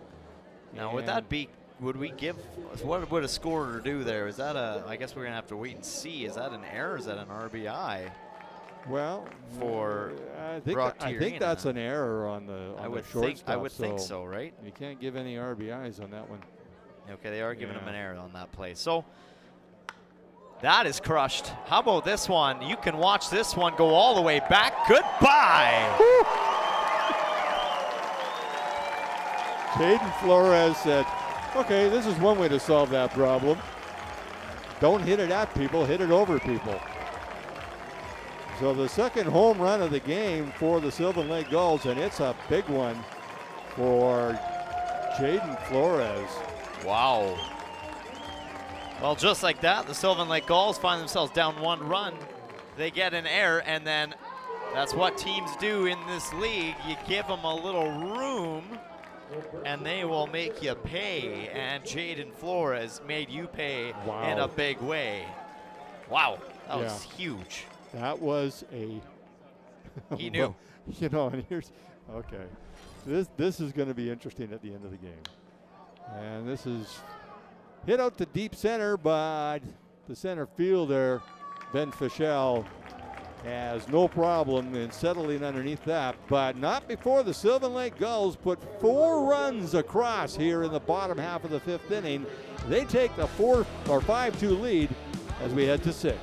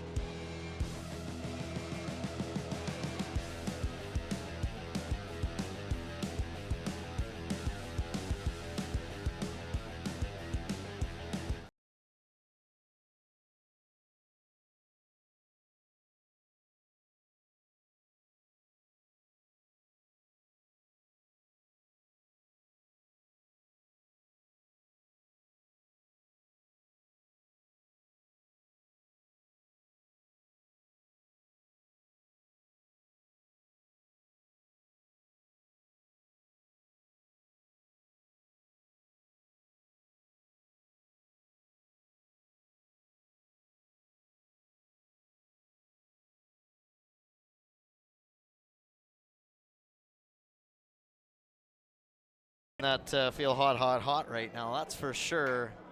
Wow. They really heated up in that 5th inning. And now the Brooks Bombers are at the plate. Liam Kirsch stepping into the batter's box. By the way, they played hot in the stadium here, and that was set up by our very own guy in the truck, Calvin Bellows. Thanks, buddy. Yep. That was directed That a little was towards very somebody else. No, Had to have been, right? No, that's just a coincidence. I That wouldn't must read be- anything into that. Must be a coincidence. Yeah. Gulls are on fire. They're feeling hot. Garrett Lundmark is on fire since coming in from Josh Tucker. As he grounds this ball over to Rowan O'Connor. Good scoop over by first by Bryce Turner as Liam Kirsch is retired. That Here was a in great the throw. top of the 6th inning. So I got to share this now. The other night, Brock Tiarina had a good night at the plate, and he had a few RBIs. I think he had 2 RBIs. He had a couple of base hits. He was going to be our player of the game, but unfortunately he got edged out by the pitcher. I think it was Noah Bourgeois, and then Bob, yeah, and then a few. I just love saying that, Bob. Yeah, everybody knows Bob now, you know. And anyway, a few games earlier, Tiarina was in position to be our player of the game, and Matt McKenzie had a great night that night, so we went with a pitcher once again. Well, then the other night, Jaden Flores has, you know, a decent night, but he doesn't get it. No. So I'm talking to both of them, Tiarina and Flores, and Tiarina says, I could have 3 home runs and not get player of the game. So now he's close to player of the game there with could have been 2 RBIs, but they take that away from him because it's an error. And then Jaden Flores goes and crushes one over the wall. He's going to have a complex, that poor man. Yeah, well, and you know what? Jaden Flores is a guy that, I know you said it, had a chance to be player of the game the one night, but there's multiple nights he had a really good chance. Like, we were literally going to pick him, and then last minute, something would happen. We would change our minds and not be picking Flores. There was at least 2 times I can count on my, to memory of picking Flores and then changing our minds last second. So, Flores, you know, he's due. The guy's due too. You know? He's very quiet. Yeah, and he he's just a nice smiles guy. and he nods his head and he goes, "Okay, yeah, He's no, due, I'm good. I'm good." But lots of baseball to be played. We'll see how the rest of this game turns out for our EG Auctions player of the game. 1-2 the count on the Brooks third baseman Seth Recker. He fouls this back. He had a tough play back in the 5th inning where there was a double steal as the base runner from first was going to second and Bryce Hampton, who was on second, was headed to third, and then Bryce Turner smashed it down to third base, and Recker had to do all he could to keep it from going into left field because that would have scored 2 easily. He sends this deep to left center, but Simon Baker slides over gracefully and makes the catch for the second out. These guys just float out It's there. incredible. I was just going to say, like, it is absolutely incredible to watch these guys. Oh, he's doing another basketball shot. That time, the granny shot through the legs. But, you know, you take a look at it, and it's just crazy and incredible how these guys can track a ball in the air. I mean, you know, if you're not a baseball player, you got to wonder, man, how do these guys do it? Because he looked like he was going to run back to the wall. Just the way I think he originally read that ball coming off the bat, he thought, okay, that was going to go deep, and then he changed path, and then he decided, no, I'm just going to stay on course and just drift over to my right, and then sure enough, the ball just ends up magically in his glove. It's incredible how these guys can track a ball in the air. They are impressive. They are impressive. That's high and inside on C.J. Snowden, who laced a double into left center that didn't magically end up in the glove of Simon Baker. He hit that really hard. And he's ahead in the count here, 3-0, as Lundmark, who's had a pretty good go of it in the last 2 innings, giving up a couple of base hits and no runs. He's got a 5-2 lead to work with here, courtesy of Jaden Flores with a 2-run homer and a 4-pitch walk with 2 outs. Puts a base runner on first and brings up the shortstop, J.R. Bedford. Bedford 0 for 2 on the night. couple strikeouts. And if you're Lundmark, you're going to hope for another one on this guy. Get out of this inning before things pile up on you. 2 away. Not a whole lot of action in the bullpen, but now, as I say that, it looks like we're going to have some pitching warming up going on the bullpen, and you know who this guy is. That guy is what we like to call Big Ves, Nick Veselinovic. Warming up and starting to get loose, so we'll see him maybe potentially make an appearance here pretty soon. Yeah, okay, and then we also got action in the Bombers as well. Sorry, I was doing what I shouldn't do. Oh, that's all right. That's all right. 1-1 to count here on Bedford. No one else knew. You're good. But yeah, it's going to be interesting to see with Big Vest coming in. His parents in attendance tonight as well. So love to see pitchers being able to pitch in front of their parents, as that is absolutely a ball and a steal for CJ Snowden. Unless you're Matthew McKenzie, who gave us a little bit of an insight on, I believe, was it McKenzie? Am I saying that right? McKenzie, yep. That gave us a little bit of insight that his parents are coming, and sometimes he finds himself not pitch as well when mom and dad are in attendance. Well, in particular, Dad. Particularly Dad used Dad. to coach him. That is hit really hard. Yeah. Wow, that went over the fence, but foul territory. Yeah. Luckily for the Gulls, or else that would have made this game just a one-run game. But yeah, Dad, Mr. Dad, Matt, not trying to throw your son under the bus, but he gave us some intel on you at the games, and yeah, right. He said it's all in fun though. I love it. it. My dad would be in the stands and go, "Be better." Oh, I love that. That's what my dad would do great. to me too, though. That's great. That's what I love about it. It reminds me a lot of my dad. Yeah, he would like to heckle me a little bit too. Ouch! Ouch! Ouch! Ouch! That made that ugly sound of hitting something hard. Yeah. As J.R. Bedford shakes it off and heads over to. Let's watch the replay here. See where it hit him. Oh, right on the arm. Right on the left arm. Luckily, I think that hit where he had some protection, but still, that's going to stink. It's going to leave a mark. I mean, at least when in real time, it looked like it caught him up high. Like, you never like to see it hit up that high, and you hope it wasn't up in the helmet area, and it wasn't, but it was close. So that'll bring a visit from Matt Hape, as he's going to have a little chat with his pitcher Garrett Lundmark. With 2 down, the Bulls, the Bombers are mounting a little bit of a comeback here. They trail 5-2 after holding a 2-1 lead through 4 innings. And then the Gulls came alive in the bottom half of the 5th and put 4 across home plate. And they're having a little trouble getting the Bombers out here in the 6th inning.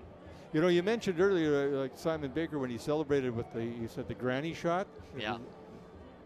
There was an NBA player for the, I think it was for the LA Lakers or the Golden State Warriors. I can't remember. His name was Rick Barry.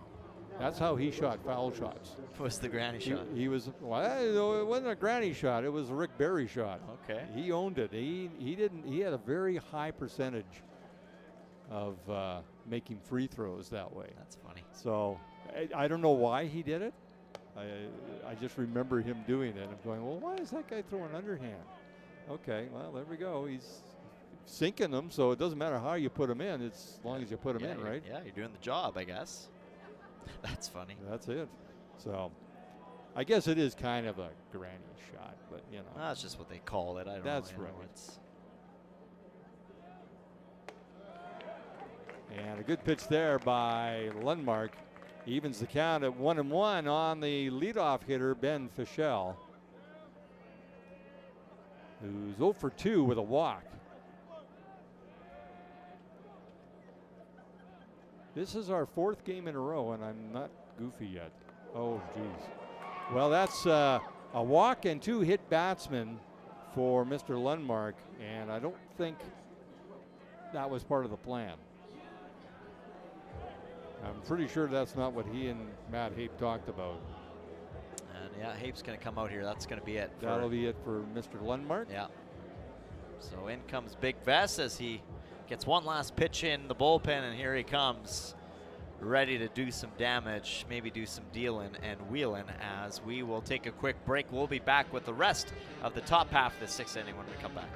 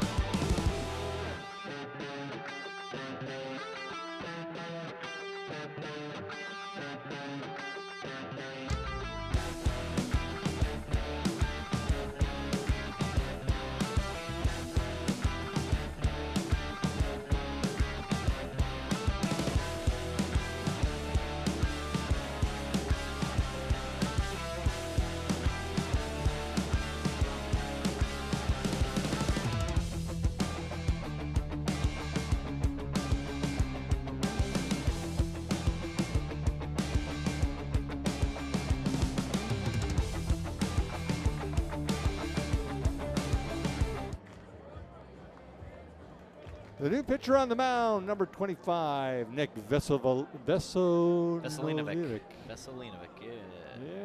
Yeah, we'll get it eventually. Big Vess. Well, no, we might not get it. That was about as close as I've come in over 3 years, you know. Well, we thought we were getting so comfortable and so confident, we thought we knew how we were saying it, that we were saying it properly, and then he corrected us again this year, and now we're like, uh-oh. He was up in the broadcast booth with us, joining us, and I had to write it out on my board, and I still have it to this day, written out on my board on how to pronounce it. Otherwise, and I still butcher it. So, you know. Veselinovic. Veselinovic, yeah. You know, when a guy 6'4", 6'5", about 220 pounds tells you how to pronounce his name, you probably should pronounce it that way. He's got bases loaded right now, two-way, however, and that is a nice off-speed curveball in there. And Matt Hape is not afraid to take pitchers and put them into a situation that is a little dicey, and I like that. Yeah, well, and this is a veteran player. I mean, this is a guy that you can count on, that you look to put in these situations. Well, he did it to Garrett Lundmark. Yeah, I mean, Lundmark threw 2 pitches and got guy. himself out of the inning. And a fastball 92 right past Troy Morrow. Mind you, Lundmark also didn't have bases loaded either.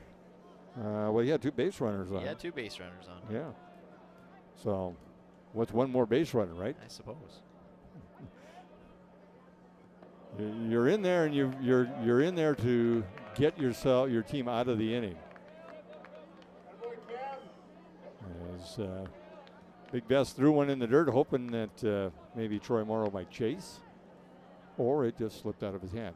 I'm going to go with the first, the former, not the latter. 2-2 the count with 2 out. Here in the top half of the 6th inning, Gulls with a 5-2 lead, but the Bombers with bases loaded. And they check down at third base to see if Morrow maybe had gone around, and Jeff Chipley says no, he did not. And so the count is full, and I believe everybody's going to be on the move on this one.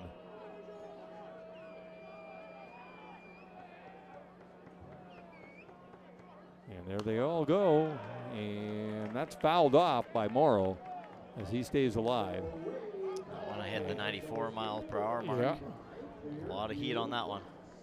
Big Bess was happy with that pitch, and Morrow just got enough of it to foul it off and stay in the box for another shot. So a full count, 3-2 pitch coming in from Big Bess, and Big Bess gets the big K to bring the inning down, and he's a little excited about that. He is quite excited, in fact. As he should be. So he brings the inning to a close, no runs on no hits, and they leave the bases loaded. And the Gulls will come to bat with a 5-2 lead.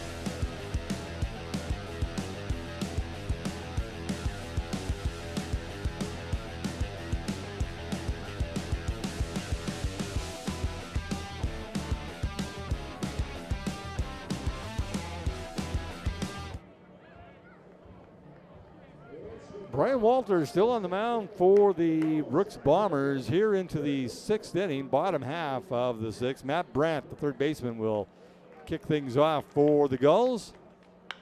And he kicks it off by putting a charge into this, but that's going to stay in the park as Altamirano has enough room to haul that one in. 1 pitch, 1 out. So I went out back and I asked if anybody had any aloe vera. Did you? No. No luck? No luck, sorry. Well, I appreciate it, partner. You're Thanks. just going to have to suffer for the next hour and a bit. And then I'll be all right. I'll be all right. I would drive with the windows open and the AC on. I might open my sunroof and just stick my head out Stick your head while I drive. get a couple of bags or something and just bump up your seat, and you can sit Yeah. right with your head right over the. Exactly. Yeah. Just put it on cruise and Yeah. you know, Oh, as long that's as I can reach my steering wheel, we should be fine. just about over the base there. Just fouled down the third baseline. And Rowan O'Connor hit that one pretty good. That would have been a double easily. Yeah, that was close. I mean, that just skipped left of the bag. Yeah. It happens. Game of inches sometimes. And the off-speed pitch gets him right out in front.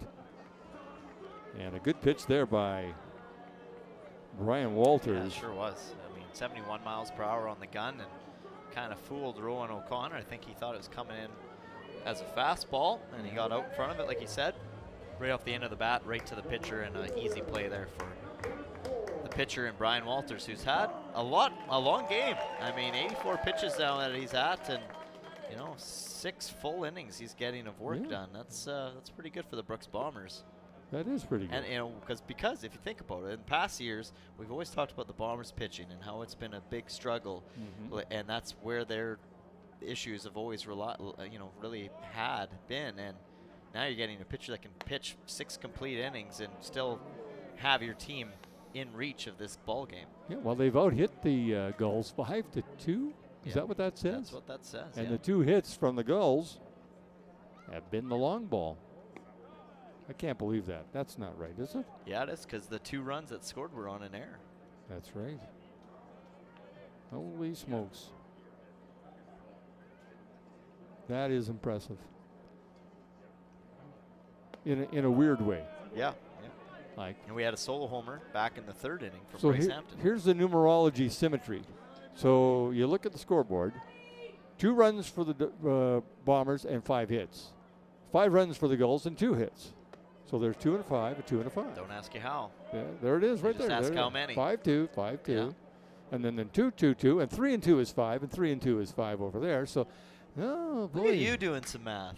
No, that wasn't math. Well, It's that was adding.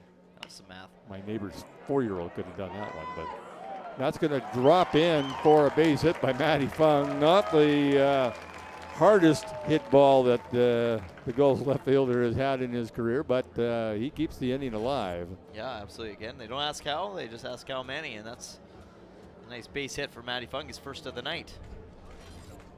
And found right in the no man's land of the Bermuda Triangle, once again in that right center shallow field. And it looks like we are going to get our maybe first pitcher change of the night. So after a really good night of work from Brian Walters, almost 6 innings completed. He did 5 2/3. Number 25 will come in to relieve him. So we'll take a quick break. We'll step aside. We'll be back with more Gulls baseball right here on FloCollege.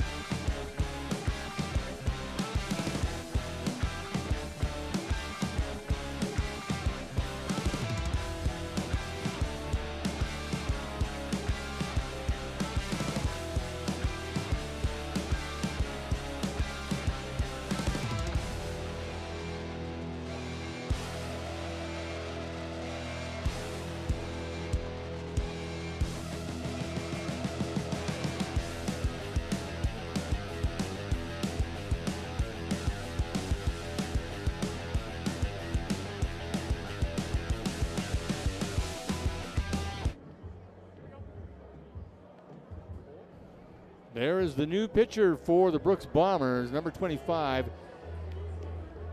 Zion Palea from Hilo, Hawaii. I believe that's our first Hawaiian player that We've am seen aware come of. in. Yeah, absolutely. And that is, if you're wondering where Hilo is, it's on the northeastern side of the Big Island of Hawaii. There you go.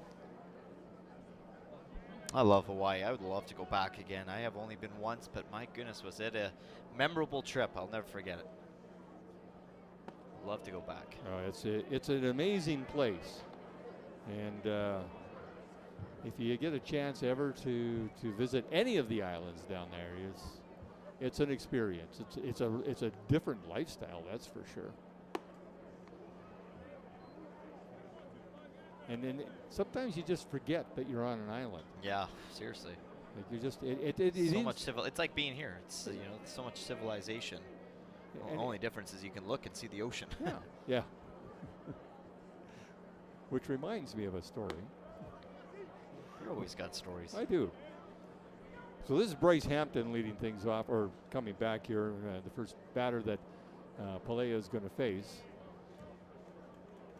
I'll save it for the next inning. Sounds when good. I have a little more time. It won't take long, but I just want to get on a roll here. Well, actually, he walks Bryce Hampton, so I do have a little time here. Too bad for you folks that are listening. So I was playing golf in Hawaii. I was doing a story on the North Shore, Turtle Bay kind of thing for a golf magazine. And there was a bunch of our writers, golf writers from all over North America. We had a guy, his name Darren Bunch. Sorry, Dan. Bunchy, I'm going to throw you under the bus here if you're listening. Not that he would be. But he's a California guy, very laid back, very kind of surfer dude sort of thing. He plays with hickory stick golf clubs and the feather ball and barefoot. Yeah, he's one of those guys. Okay? So anyway, we're playing and we're about 5 holes in, and he comes up to us at the next tee box. He goes, "Hey guys," as the 1-0 pitch here, he misses high, 2-0 now, the count on Simon Baker. He says, "Guys," he says, "is it just me or the ball's just not traveling?" So what elevation are we at? And we all just look at him and point to the ocean and say, like, about a foot? Yeah.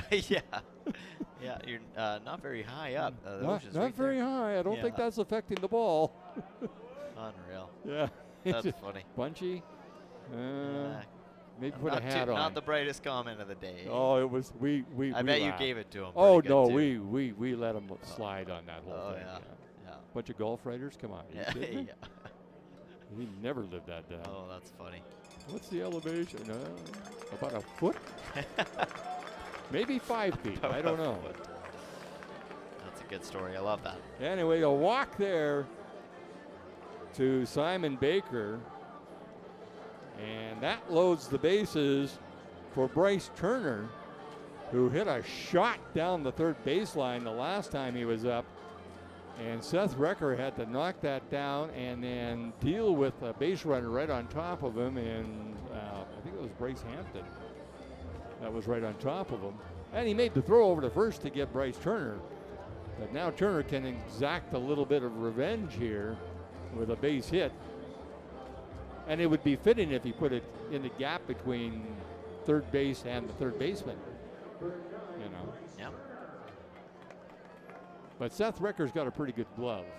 That infield back, by the way, just saying that they seem to get to a lot of Not a lot gets ground past balls. them. Yeah, not a lot gets past them. It's one of those infields that they don't make a lot of errors. Other than the one that the missed throw, I think, from Bedford, yeah. Bedford. That was Which he had time. I know he had time. Yeah, that was just an unusual play for them, but I mean, it was what the Gulls needed. That was exactly what the Gulls needed to get themselves going, and it ended up giving them their first lead of the game. 1-1 the count on Bryce Turner. He was trying to cash in a couple of runs here, a little insurance for the Sylvan Lake Gulls. Nick Veselinovic is on the mound for the Gulls now as he took over from Garrett Lundmark. So he'd like a little cushion, I'm sure. And this is skied, and Seth Recker calling everybody off, and he says, "I got this," and he gets the out and the revenge, I guess, or not even the revenge. He just adds the salt in the wound. 3 men left on base. We are through 6 complete. 5-2 Gulls lead it. Brooks coming to bat.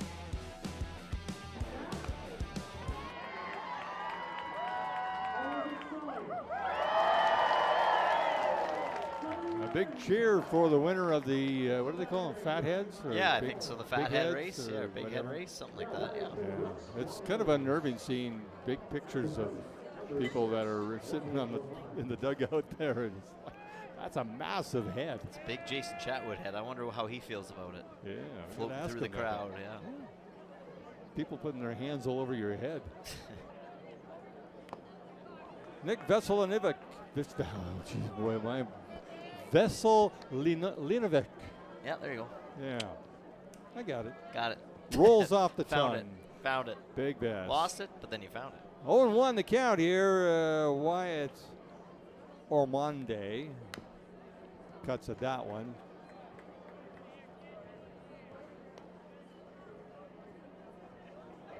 You know, you get a name in your head and you mispronounce it, and you can't get it out of your head. And I need to flush that one and just go. Start brand new. 0-2 the count on Ormonde.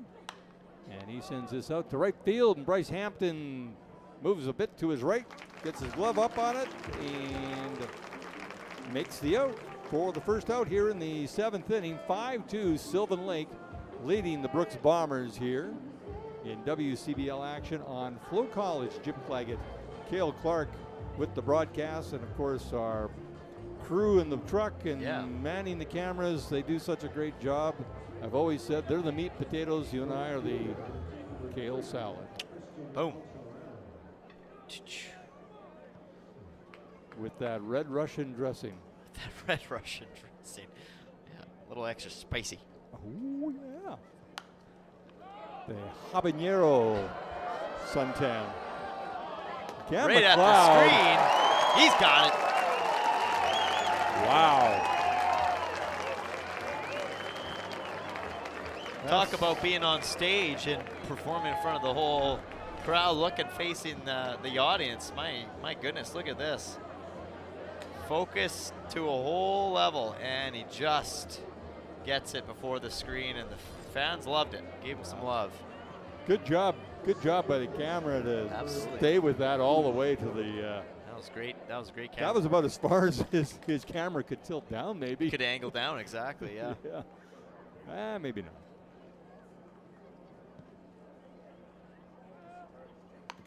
And a bunt laid down there. And Big Vest takes Maddox Shaver's offering and says, yeah, I'll take care of this. And a 3-up, 3-down inning for Veselinovic. And we are through 6.5. Gulls coming to bat in the bottom of the 7th.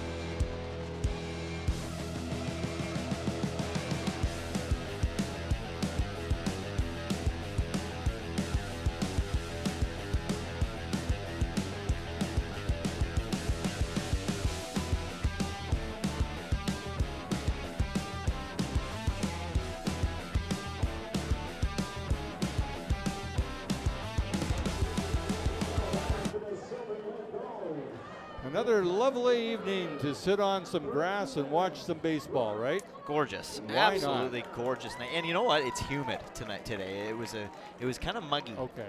Is that what you okay. You don't think so? Well, You disagree with that statement? I grew up in Winnipeg. Well, I guess. Where Yeah. we had days where it was 100% humidity. Yeah, and well, 35 we're never going to degrees. have that kind of humidity here, but And you would get out of the shower, and you'd dry off, and by the time you got to your room, you'd be sweating again. yeah. It was. Yeah, that's humid. It's not nearly that bad here, but it No. was, very muggy here, if you know what I mean, today. Well, Have you been outside? Alberta muggy. Yeah, Alberta muggy. Yeah. Were you outside today? Yeah, Yeah, I'm allowed out of the I mean, house. I was in it a lot today, I'll tell you.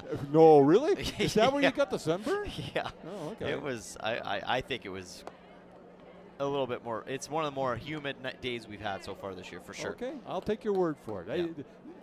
Being a Manitoban and having two big lakes that You probably don't even influence feel our- it here. Oh no, this is nothing. this isn't humid. This is Yeah. a nice, refreshing day. Kind Yeah, of thing. But fair enough. it's all relative, right? Yep.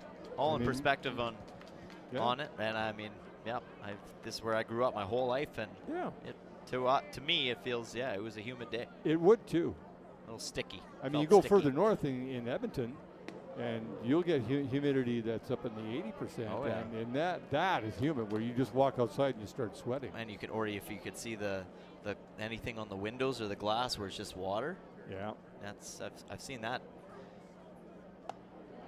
I've seen that here in the central Alberta before, is where you can There you go. literally go and you see there's water just on the glass outside. Yeah. Yeah. Calvin says go to Tokyo in the summertime. Yeah, that's true. There you go. Well, I remember we were living on a main floor apartment. It was a one bedroom, and then we got a chance to get a 2-bedroom apartment in the same block just above us. And so we decided, okay, we're going to take that one and we're going to move in. Well, it was 29 degrees in the morning and 100% humidity. I went out and played golf because it was too hot to try and move any furniture. I went out, and at that time I was wearing a golf glove. I went through 3 gloves that day. They got soaked. And then, so we figured, okay, we're smart. We're going to move at night when the sun's down. No, it was 28 and 100% humidity. And it was just, good thing we had beverages. Yeah. Because that helped. That helped take some of the heat away and the humidity. But, earlier you were talking about the fans and how the kids and everybody, they embrace the players. Last night during the rain delay, we were sitting in the dressing room with the players, and there was a young fan from one of the suites. He probably was, 5, 6 years old? Yeah, maybe? he was pretty small. Yeah, he was pretty sitting little. there talking with Big Vess, and I can't remember who Well, else Bryce was sitting Turner there. was Bryce sitting Turner right there. was there. Yeah. Hampton wasn't far from him. Bryce, he was on the other side of he was Bryce. on the other side there, and he was holding his baseball. He had it all autographed, and he was talking with the guys. He was having a conversation, but he was looking around. You could tell and he was taking it all in. everything. Yeah, It was so cool to watch this little guy just interact with the baseball players, and they were so polite to him and very engaging with him. Big time. And I think it was Tyler. Was it Tyler Hryn that was there too? Might have been, yeah. 'Cause There one was was a pitcher that was sitting One that there was as well. the Colorado Avalanche fan, and this little guy, when he talked about hockey, he says, "Who's your hockey team?" He says, "Colorado." Well, hey, that's my team too. And there's a stolen base there behind Brock Tiarina. Oh, okay. Brock Tiarina was kind of unsure there for a second. He was wondering if he was getting called back to first, but then quickly got confirmed by Chipley, and then he quickly hurried back to the base. So, yeah, good stolen base. Jaden Flores, who put a charge into one in the 5th inning to drive in Brock Tiarina, who reached base on an error. And this time Flores draws the walk. So back-to-back walks given up by Zion Palea, the second pitcher of the evening for the Brooks Bombers. He took over in the 6th inning for the starter, Brian Walters. Here's the catcher, number 15, Cam McLeod. Warming up in the bullpen, Derek Hughes for the Brooks Bombers. Santa Clarita, California. Cam McLeod, who made that great play up against the mesh on a foul ball, steps in now with nobody out and runners on first and second. McLeod with a strikeout, a fly out to left, and a fly out to center. And I think the fans remember that play quite well because he got quite an ovation when he came to the plate here. Oh yeah, for the bat. I mean, the home runs are the sexy things, and the doubles, the triples, the stolen bases, and the pitchers with their strikeouts and everything. The catchers, that's their thing. Yeah. Making a catch like that with that glove, that's not the easiest glove to catch a ball in. That isn't coming at you as a pitch. And a strikeout there by Pelea as he just blows it past Cam McLeod. Take a look at the Hearthstone Property Management replay, and nice pitch there. Just tailed in on his hands. Yep. And Matt Brandt, who struck out twice and then flied out to deep center or deep left field back in the 6th inning.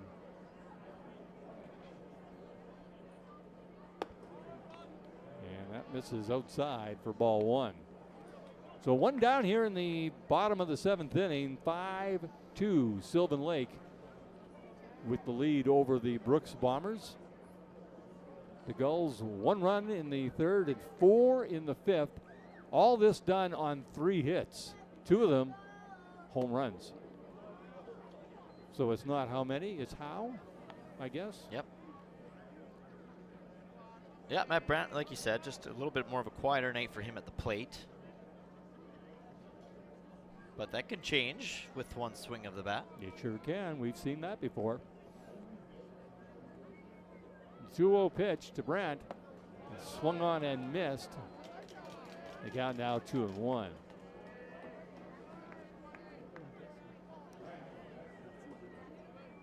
And really, I'm just looking at my paper here, my score sheet, and it's been wrong before, but Matt Brandt hasn't really had a lot of action his way tonight at all. No, it's been pretty kind quiet. of a quiet night for Brandt. It's the not as hot as your head corner. Yeah, complete opposite. Yeah, and there's again that. Oh, now okay, it got now by there. him this time. That's. I'm not sure about that play. I don't know if that's by design. I'm not sure if that's Wyatt or Monty that's not paying attention to try to get that to that bag in time. I mean, it looks like he's ready for it, but he just, instead of running towards the bag, he kind of just stepped over to the side that time. And it's tough to say who's at fault there because yeah, I don't know. That's Liam Kirsch just keeps throwing it down. I mean, I don't know. We're gonna have to corner Junior Garcia and get Trip a catcher's Ray perspective on this, Cam McLeod and say, okay, any idea what's going on with that play? Because that's twice now. So one time might be a fluke. The second time it's like, is it just a matter of the not a first baseman coincidence not getting there in time? I don't know. I don't know. Full count here on Matt Brandt. Because we've seen Cam McLeod do that tonight a couple times where he throws over to first. Yeah, but the first baseman's on the bag. First baseman's on the bag. Not 10 feet behind exactly, it. so that's what I mean. And it's going to drop in no man's land, and that's going to score 2 more runs for the Sylvan Lake Gulls. As Matt Brandt catches in 2 with a little bloop single to center field. Well, that quiet night is no longer quiet, that's for sure. A nice 2 RBI single for Mr. Brandt. He cashes in both Jaden Flores and Brock Tiarina. And that throw down to first base where there was no first baseman cost them at least 1, and if not both runs. In fact, it cost them both runs. In my opinion, it did, because they would have been on first and second on that hit. They would have never had a chance to get 2 runs in on that play. It would have been 1 for sure. Maybe 1. Maybe 1, right? So 1-0 the count here on Rowan O'Connor, and Matt Brandt is going to steal a base. Good thing he's got size 10 shoes or more, because he hooked the big toe on that. Sure did. It's like just caught it. Just got it. This is pretty close. This is like Yeah, there we go. He almost got that. We're good. But because he's so long, that actually almost allowed Maddox Shaver to get the tag on him with that long reach that he has. Yeah. And that paints the outside corner. And 2-1 the count on the Gulls shortstop, Rowan O'Connor, who's 0 for 3 on the night. 2 flyouts to right and a ground ball back to the pitcher.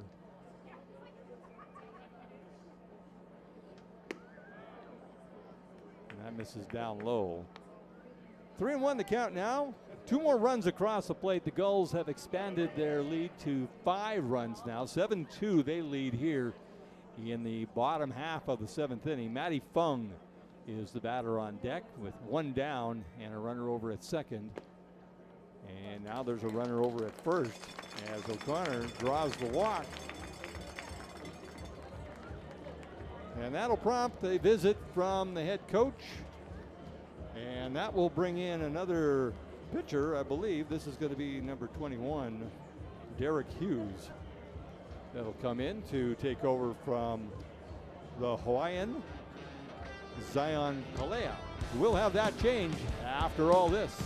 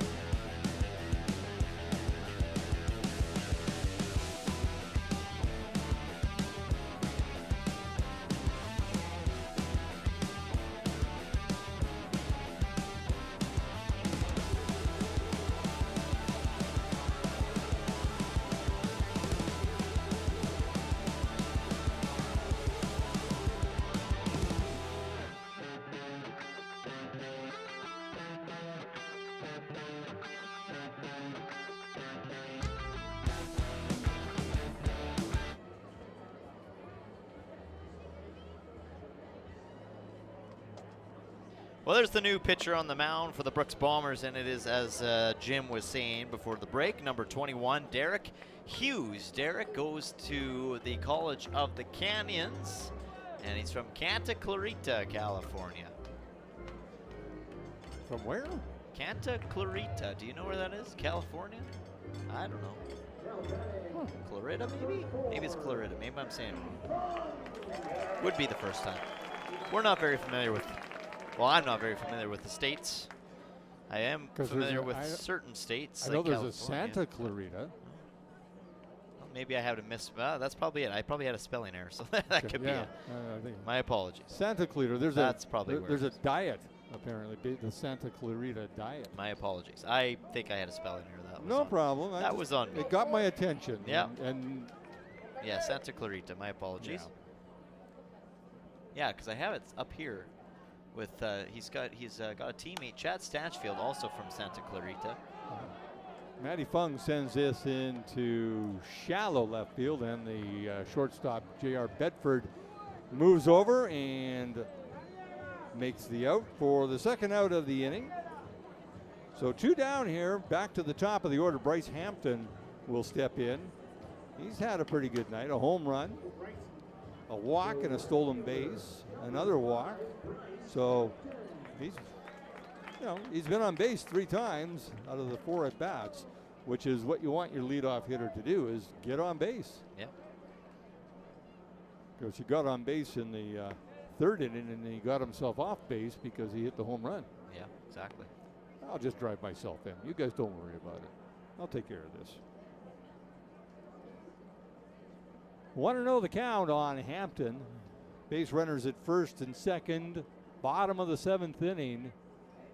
7-2 Gulls lead it, and I can smell the rain coming. Yeah, it's looking very, very dark to the west right now, to the south even a bit. It's this game better get going because we don't want to have a repeat of last night with only, especially when you're this close to being over. I think we got about an hour. Yeah. Before the I would think skies so, yeah. open So up. we've got to be pretty good, I think. And that's well hit by Bryce Hampton, but right to the left fielder, Christian Altamirano. And that brings the inning to a close.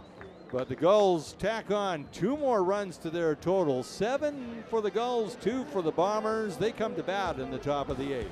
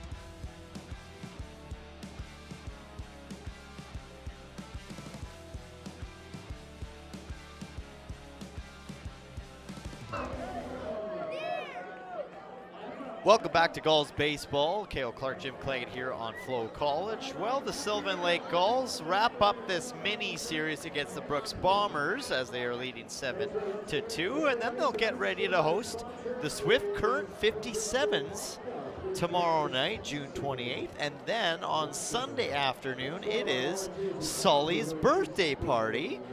Sully's turning 5, the big 5. This birthday party is sponsored by Sylvan Lake Bouncy Castles.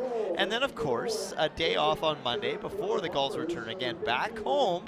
It's Canada Day, eh? And they take on the Medicine Hat Mavericks. Sounds like a good weekend. It's or a good schedule of games. It's a full long weekend here in Central Alberta, absolutely. Gulls baseball not going anywhere just yet.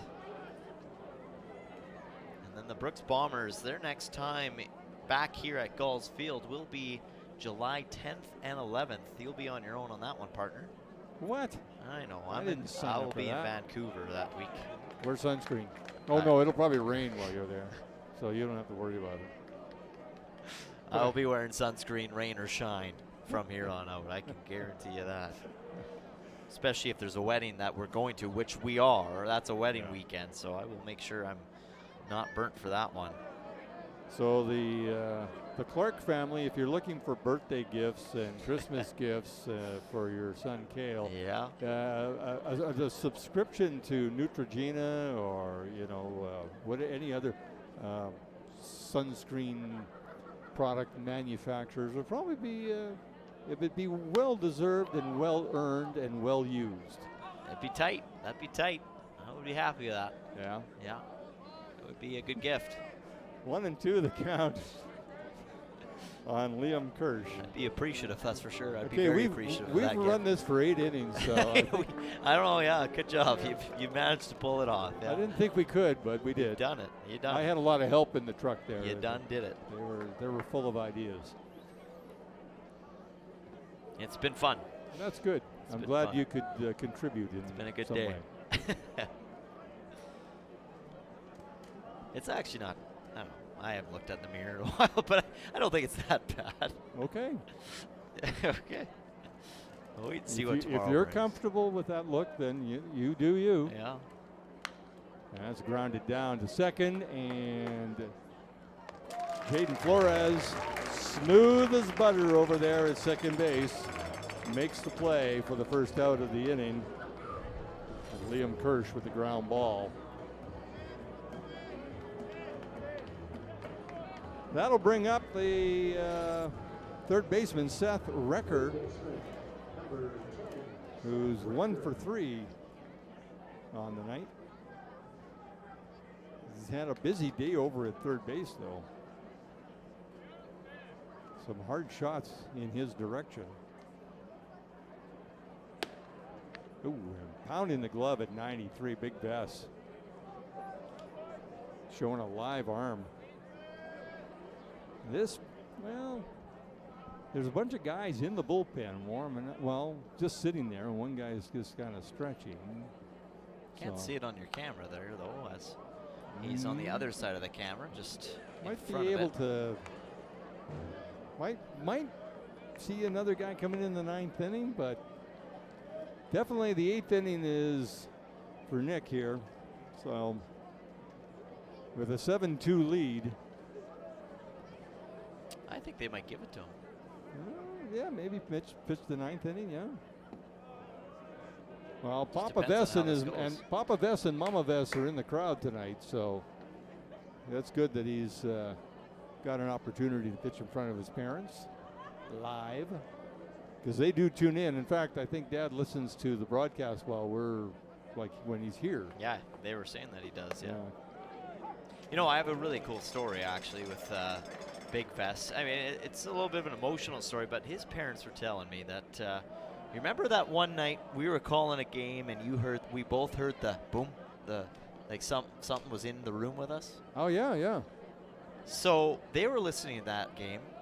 Turns out the Veselinovic family, there's a strikeout there for Big Vess on Seth Recker. Turns out the Vess family lost Big Vess's grandmother Oh, really? that day. That day? Oh, no. Are you kidding me? I'm not. And wow. so they were listening, or it might have been that week. Sorry, maybe not the day. That week or so, not long before, and they literally turned to each other and they thought, "Isn't that weird?" Like they think she was in the room with us because we were talking about him when that happened. Yeah. We were actually commenting on his game when that happened, and so Wow. they think that was Grandma just maybe not agreeing with what we were saying or something like Or that. no, So- she was just or cheering just- us or on. She cheering was us on. One of the two. I don't pounding know the what we wall. were saying about it, but anyways, that's the story they told me the other night, and I couldn't believe it. So Well, that's a good play there. He just settled everything down. Grandma would be applauding that one as a 3-up, 3-down inning for the Gulls. And through 7.5, Sylvan with a 7-2 lead, and the Gulls coming to bat.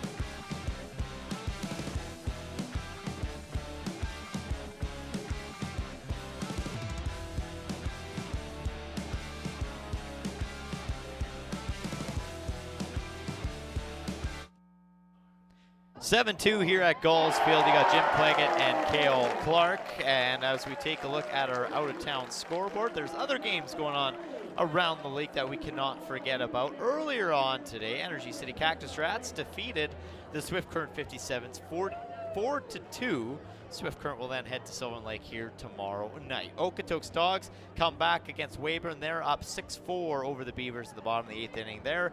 Fort Mac and Moose Jaw have a battle going on up in Fort McMurray. It's bottom of 8 tied at 5 apiece. And then bottom of 8 in Medicine Hat, the Mavericks find themselves trailing the Regina Red Sox 7-6. So there is your WCBL out-of-town scoreboard. And here we are in the bottom of the 8th, and the Gulls, as I mentioned, still up 7-2. Thank you, sir. You're welcome.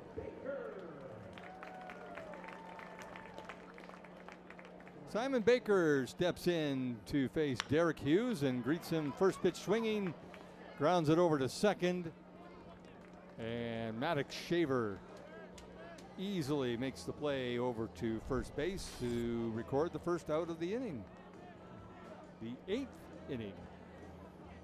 We're way ahead of schedule from last night. Yes, we sure are. By We were about- in rain delay still at this point last night, and we were still sitting in the bottom of the 5th inning. Okay, so we just got confirmation that it was an hour, 25-minute rain delay, time from our very own Calvin Bellows. So that's that's a pretty good rain delay. No wonder I'm tired. Yeah, makes 2 of us, my I friend. couldn't believe that I got home and once again my internal alarm went off at around 5:45. Of course it did. And I'm thinking, why are you doing this to me? why can't you just sleep like normal people? No. Too many working the morning shows in radio and getting up early for golf and all good things. But I do enjoy, I say to my wife, I'm going to sleep in, and she just laughs. She also laughs when I say, I'm the boss in this house. Yeah. So that makes her laugh even harder. I could see it. Yeah. Well, Aiden Macaris is a pinch hitter coming in to substitute for Bryce Turner. And on deck is also another pinch hitter coming in. That's number 20. I missed it. I thought I had it. And 20 something. 24 at the plate, and he goes down swinging. That's actually not 20. It's going to be 14. Jimmy Pelche coming in for the DH. So he's taken over from Brock Tiarina.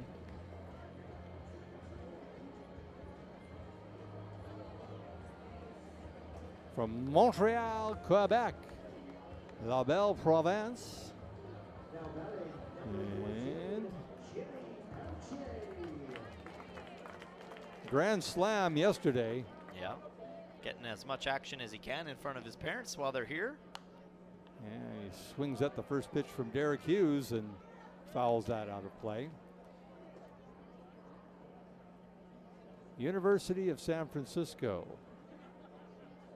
So that would make him a teammate of Matty Fung. Matty Fung, I believe. That's pool cued down to first base, and an easy play over there for Wyatt Ormonde. He steps on the bag and makes the out, but we are headed to the 9th inning. The Gulls with a 5-run lead over the Brooks Bombers when we come back.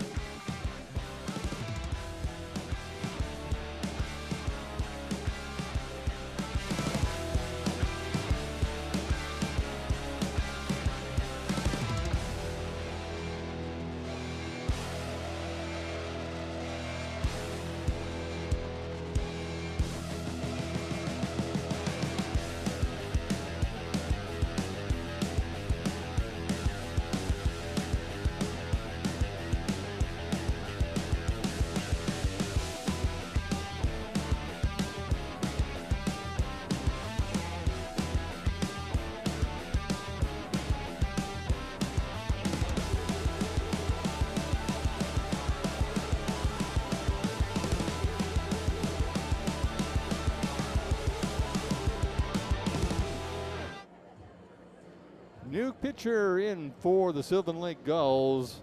This is the man from Vaughan, Nova Scotia, who loves his seafood. That is number 19, Matthew McKenzie. Yeah, but he grew up most of his life in Toronto, Ontario. As I think they moved out to the island, or the island, I guess it's the coast. The coast, sorry, Yeah. when he was 14 years old. So Okay.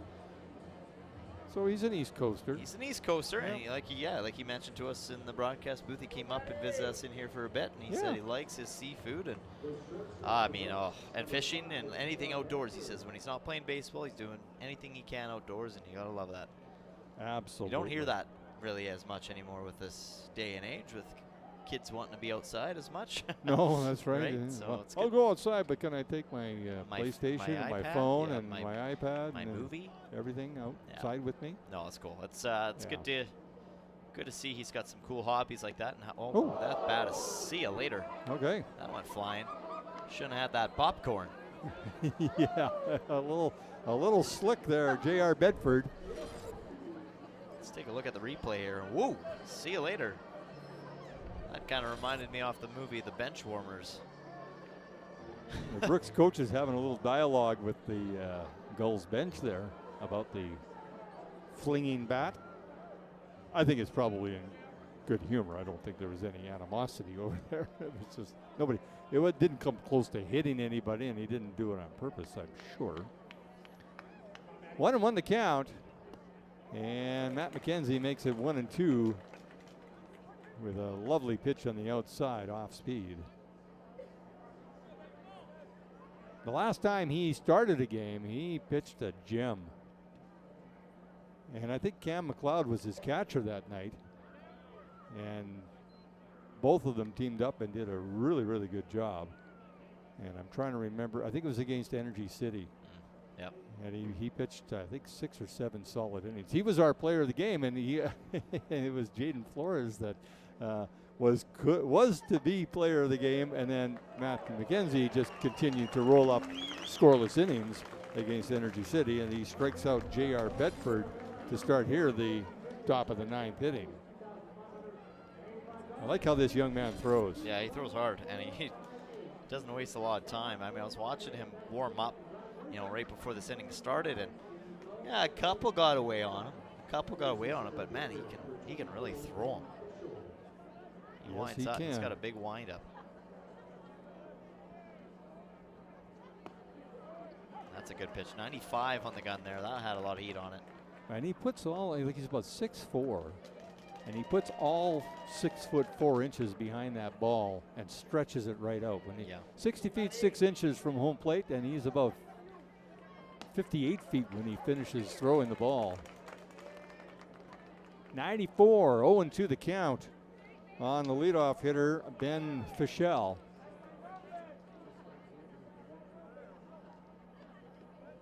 With one down here in the 9th inning, Gulls looking to sweep the Brooks Bombers here at Gulls Field and make it 4 in a row since returning from a lengthy trip out in Saskatchewan, 6 games.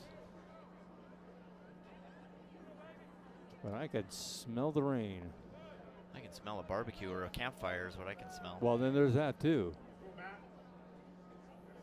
Yeah, the campfire going out, and you can see the smoke from the the campfires out at the RV park here at Pagado Park. Hopefully it's a campfire. Yeah. Not the RV. And this is lifted out into right field. And what was it? That was a slow jog there by Bryce Hampton, and it's like, wait a minute. He was trying to keep it pretty casual, but he almost kept it a little too casual because I think he realized, I might have to. I actually got to run on a little bit on this one. That's dropping a little faster Went than from I slow thought. jog to a little bit of a sprint. Yeah, oops. Oh, well. So 2 down here in the 9th inning. Troy Morrow is the last chance for the Brooks Bombers to ignite anything at all to put this into, to bring the Gulls to bat in the bottom of the 9th. But Matt McKenzie has other ideas as he drops that in there at 95 for strike 1.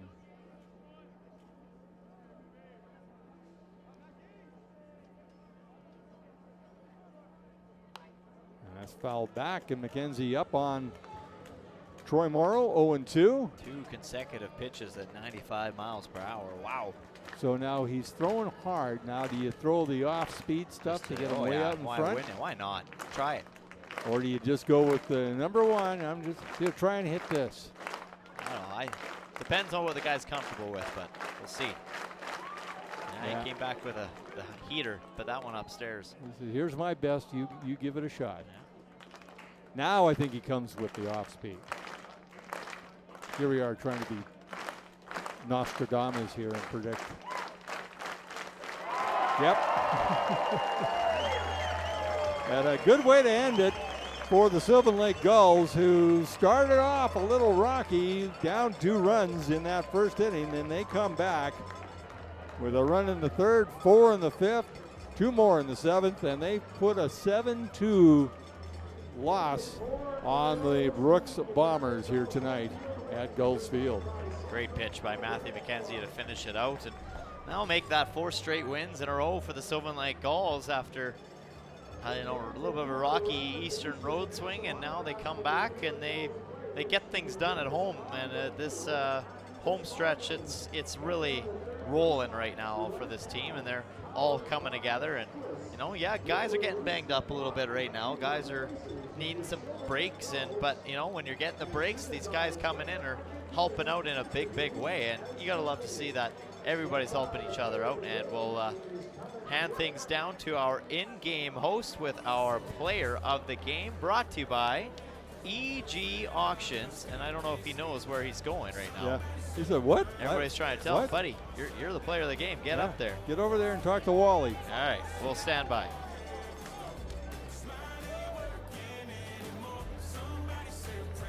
Time now for the player of the game announcement. We draw your attention behind home plate. Live on the field, your game day host, Jared Waldo.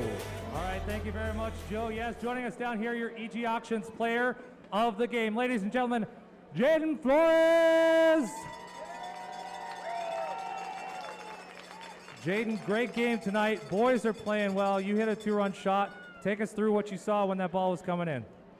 Yeah, it was a curveball, and just kept it simple and drove it out the park. You guys are rolling right now. You guys, we got a 6-game homestand here, 4-4 so far. Just talk about what it's like being a part of this organization right now. Oh, it's fun. The environment's fun. The fans, it's great. What do you think this crowd right here, these fans here tonight have been coming out all week long. What's it like playing in front of these fans?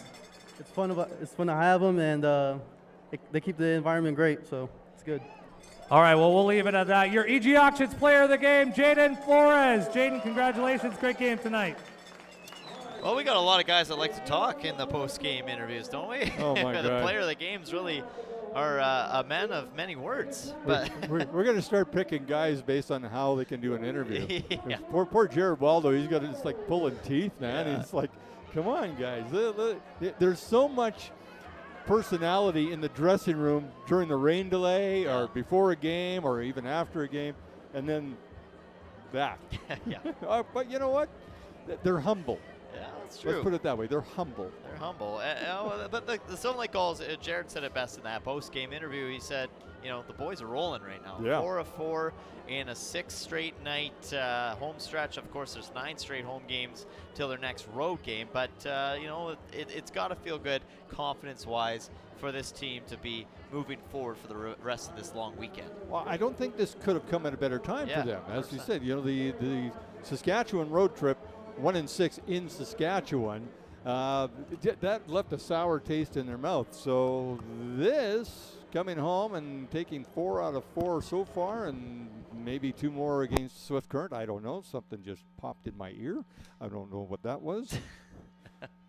I can still hear. Well, that's good. So, I mean, as long as you can still hear me and I can hear you. Maybe that was Grandma Veselinovic. That could have been Grandma. Anyways, Okay, well, stop talking. The work's not done yet for the Sylvan Lake Gulls. They still got a little bit of work to do for the rest of this weekend. Swift Current rolls into town over the next 2 days, but a beautiful night for baseball it was here at Gulls Field. A little bit of basketball celly action going on. Josh Tucker ended his night on a good note. After a little bit of a rocky start, he had a good way to finish it. And then the Sylvan Lake Gulls get that solo shot from Bryce Hampton.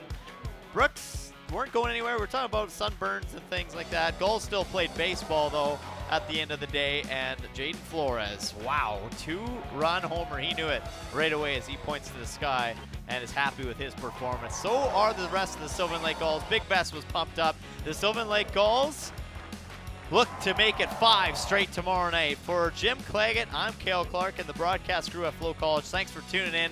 We had another bird's eye view on this one. Good night.